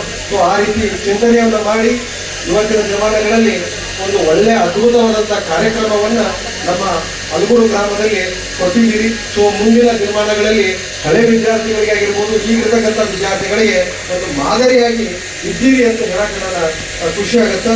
ಸೊ ನನ್ನ ಈಗಾಗಲೇ ಎಲ್ಲ ವಿಷಯಗಳಲ್ಲಿ ಆಗಿರ್ಬೋದು, ಪ್ರತಿಯೊಂದು ವಿಚಾರಗಳನ್ನು ನನ್ನ ಸ್ನೇಹಿತೆಯರು ಮತ್ತು ಇರಬೇಕು ಅನ್ನೋ ಒಂದು ದೃಷ್ಟಿಕೋನ ಹಲವಾರು ವಿಚಾರಗಳನ್ನು ತಲೆಯಲ್ಲಿ ಇಟ್ಕೊಂಡು ಬಂದಿದೆ. ಸೊ ಅದೇ ರೀತಿ ನನಗೆ ಇನ್ನೂ ಕೂಡ ನೆನಪಿದೆ, ಇದೇ ಒಂದು ಇವಾಗೆಲ್ಲ ಸ್ಲ್ಯಾಬ್ ಆಗಿದೆ, ಇವೆಲ್ಲ ಹಂಚಿನ ಮನೆಗಳಿದ್ವೆಲ್ಲ, ಹಂಚಿನ ಶಾಲೆ ಇದೆ. ಈ ಶಾಲೆ ಮತ್ತು ಆ ಕಡೆ ಶಾಲೆ, ಆ ಶಾಲೆಯಲ್ಲೂ ಕೂತ್ಕೊಂಡು ಕಲ್ತಿದ್ದೀವಿ, ಈ ಶಾಲೆಯಲ್ಲೂ ಕೂತ್ಕೊಂಡು ಕಲ್ತಿದ್ವಿ ನಾವು. ಸೊ ಅದು ನಮ್ಮ ಸೌಭಾಗ್ಯ. ಯಾಕಂದ್ರೆ ಆ ಟೈಮಲ್ಲಿ ಇಂಥ ಸಮ್ಮೇಳನಗಳನ್ನಾಗಿರ್ಬೋದು, ಇಂಥ ಕಾರ್ಯಕ್ರಮಗಳನ್ನಾಗಿರ್ಬೋದು, ಇಂಥ ಒಂದು ಒಳ್ಳೆಯ ಹುದ್ದೆಗಳಲ್ಲಿ ನಾವೀಗ ಕಾರ್ಯನಿರ್ವಹಿಸ್ತಾ ಇದ್ದೀವಿ ಅನ್ನೋ ಕಾರಣ ಇಲ್ಲಿ ಕುತ್ಕೊಳ್ಳತಕ್ಕಂಥ ಗುರು ಮತ್ತು ಗುರುಮಾತೆಯರು. ಯಾಕಂದ್ರೆ ಅವರು ಹಾಕಿದಂಥ ಒಂದು ತಳಹದಿ ಪಾಯ ಅಂತ ಕರಿತೀವಲ್ಲ ಮನೆಗೆ ನಾವು ಪಾಯ ಹಾಕಿದಂತ ಒಂದು ಫೌಂಡೇಶನ್ ಇಟ್ಟಂತ ಇವರು ಕುತ್ಕೊಂಡಂತ ಎಲ್ಲಾ ಮಹಾನ್ ವ್ಯಕ್ತಿಗಳು ಇವತ್ತು ನಮೀಗ ಈ ಒಂದು ವೇದಿಕೆಯಲ್ಲಿ ಮಾತನಾಡ್ತಿದ್ದೇವೆ ಮತ್ತು ಒಂದು ಒಳ್ಳೆಯ ಸರ್ಕಾರಿ ಹುದ್ದೆಗಳಲ್ಲಿ ಕೆಲಸ ನಿರ್ವಹಿಸ್ತಾ ಇದ್ದೀವಿ ಅಂತಂದ್ರೆ ತಾವು ಹಾಕಿದಂತ ಫೌಂಡೇಶನ್ ಇಂದ. ಸೊ ಆ ನಿಟ್ಟಿನಲ್ಲಿ ಈಗಿರ್ತಕ್ಕಂಥ ನಮ್ಮಗಳಿಗೂ ಕೂಡ ನಾವೆಲ್ಲರೂ ಕೂಡ ನಮಗೂ ಎಲ್ಲರಿಗೀಗ ಗುರು ಹೇಳಿದಾಗ 35-36 ಸ್ಟಾರ್ಟ್ ಆಗ್ಯಾವ. ಸೊ ಎಲ್ಲರೂ ತಮಗೆ ಹೇಳ್ತೀನಿ, ನಿಮ್ಮ ಮಕ್ಕಳು ಕೂಡ ಆದಷ್ಟು ಮಟ್ಟಿಗೆ ಮೊಬೈಲ್ ಬಿಡಿಸ್ರಿ. ಒಂದು ಊಟ ಮಾಡಿಸ್ಬೇಕಾದ್ರೂ ಕೂಡ ಕೈಯಾಗ ಮೊಬೈಲ್ ಬರೋದು ಮ್ಯಾಚ್ ತೋರಿಸಿರೋದು ಇವುಗಳನ್ನ ಆಗ್ಬಾರ್ದು. ಇದು ಮಾಡೋದ್ರಿಂದ ಸೊ ನಾವು ಮುಂದಿನ ದಿನಮಾನಗಳಿಗೆ ನಮ್ಮ ಮಕ್ಕಳನ್ನು ನಾವು ಒಂದು ಬೇರೆ ಒಂದು ಕಡೆ ನೂಕಿದಂಗೆ ಆಗತ್ತೆ. ಸೊ ಆ ನಿಟ್ಟಿನಲ್ಲಿ ಅದು ಆಗ್ಬಾರ್ದು. ನನಗೆ ಅವಾಗಲೇ ಅವರು ಮೇಡಮ್ ಹೇಳಿದ್ರು ಸಂತಮ್ಮನ್ನ ಮತ್ತು ಗೈವಾಡ್ ಅದು ಬಹಳ ವಿಶೇಷವಾದಂಥ ಹೂವನ ಮಾಡುತ್ತಾ ಹೂವಾಡಗೀತೆ ಅನ್ನೋದು ಒಂದು ಕೂಡ ಪದ್ಯ ಇನ್ನೂ ಕೂಡ ಈ ಶಾಲೆಯಲ್ಲಿ ಕರ್ತಕ್ಕಂಥ ಪ್ರತಿ ಪದ್ಯಗಳಾಗಿರ್ಬೋದು ಮತ್ತು ಕರ್ತಕ್ಕಂಥ ಪಾಠಗಳು ಇನ್ನೂ ನನ್ನ ಮೆಮೊರಿಯಲ್ಲಿದ್ದಾವ. ಸೊ ಇಲ್ಲೇ ನಾವು ಕುತ್ಕೊಂಡಾಗ ಹೆಣ್ಮಕ್ಳು ನೀವೆಲ್ಲರೂ ಕೂಡ ಹಂಚಿಪಿಳೆ ಆಡ್ತಿದ್ವಿ. ಸೊ ನಾವುಗಳು ಕೂಡ ನಿಮ್ಮನ್ನೇ ಕೆಲ್ಸಿ ನಾವು ಹಂಚಿಪಿಳೆ ಆಡಿದ್ದು ಬಿಟ್ಟು ಅದನ್ನು ನಾನು ಬಂದು ಇಲ್ಲೇ ನಿವೃತ್ತಿ ಹೊಂದಿದೆ. ಆಗ ಕೆಲವು ಮಂದಿ ನನ್ನನ್ನು ಸ್ಮರಿಸಿದರು, ಸರ್ ಈಗ ಒಂದು ಅದ್ಭುತ ಕೆಲಸ ಮಾಡಿದ್ರು, ಮಾಡಬೇಕಾದ್ರೂ ಅನಿಸಿದ್ರೆ ಯಾವ ಕಾರ್ಯ ಆದರೂ ಸಾಧ್ಯ ಆಗ್ತದೆ. ಹಿರಿಯರು ಶಾಲೆಯ ಸಹಪಾಠಿಗಳು ನನಗೆ ಖುಷಿ ಆಗ್ತೈತಿ.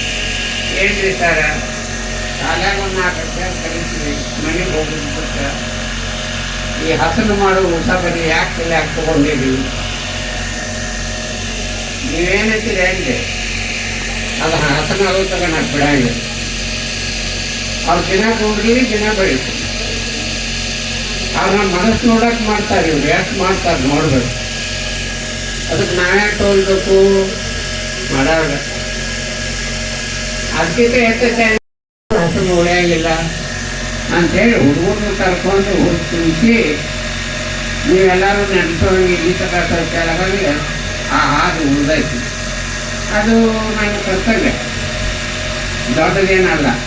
ನಿಮಗದು ದೊಡ್ಡದನ್ನಿಸ್ತೈತಿ, ಆದ್ರೆ ಅದು ಯಶಸ್ವಿಯಾದಕ್ಕೆ ನನಗೆ ಹುರುಪಾಗೈತಿ. ಅದ ಹಾದಿಲೆ ಮೆರವಣಿಗೆ ತಗೊಂಡೆ ನನ್ನ ಮುಂದೆ ಮಾಡಿ ಹಾದು ಬರುವಾಗ ಅವಾಗ ನನಗೆ ಎಷ್ಟು ಆನಂದ ಆಗಿರಬೇಕು. ಅವಾಗ ಹೈಬ್ರಿಡ್ ಗಾಡಿ ಕಳಿಸಿ ಮ್ಯಾಲೆ ಬೆಳೆದ ಗಾಡಿ ಮೇಲೆ ಹೋಗೋರಿಗೆ, ಸೈಕಲ್ ಮೇಲೆ ಹೋಗೋರಿಗೆ ಎಲ್ಲಿಗೆ ಬಡಿತಿದ್ವಿ.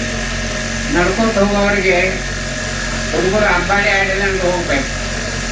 ಅಂಬಾಡಿ ಕಾಲಿಟ್ಟಿರ್ತ ಲಕ್ಕದ ಮುಂಚೆ ಎಲ್ಲಿ ಇಡಕ್ಕೆ ಜಾಗನೇ ಇಲ್ಲ. ಎಲ್ಲಿ ನೋಡಿದ್ರು ಕಾಲಿಗೆ ಬಂದರೆ ಕಾಲು ಒರೆಸ್ಕೊತ ಒಳಗೆ ಹೋಗ್ಬೇಕು. ಅಷ್ಟು ಹೊಲಸಿರ್ತಿತ್ತು, ಹಂಗೆ ಪರಿಸ್ಥಿತಿ.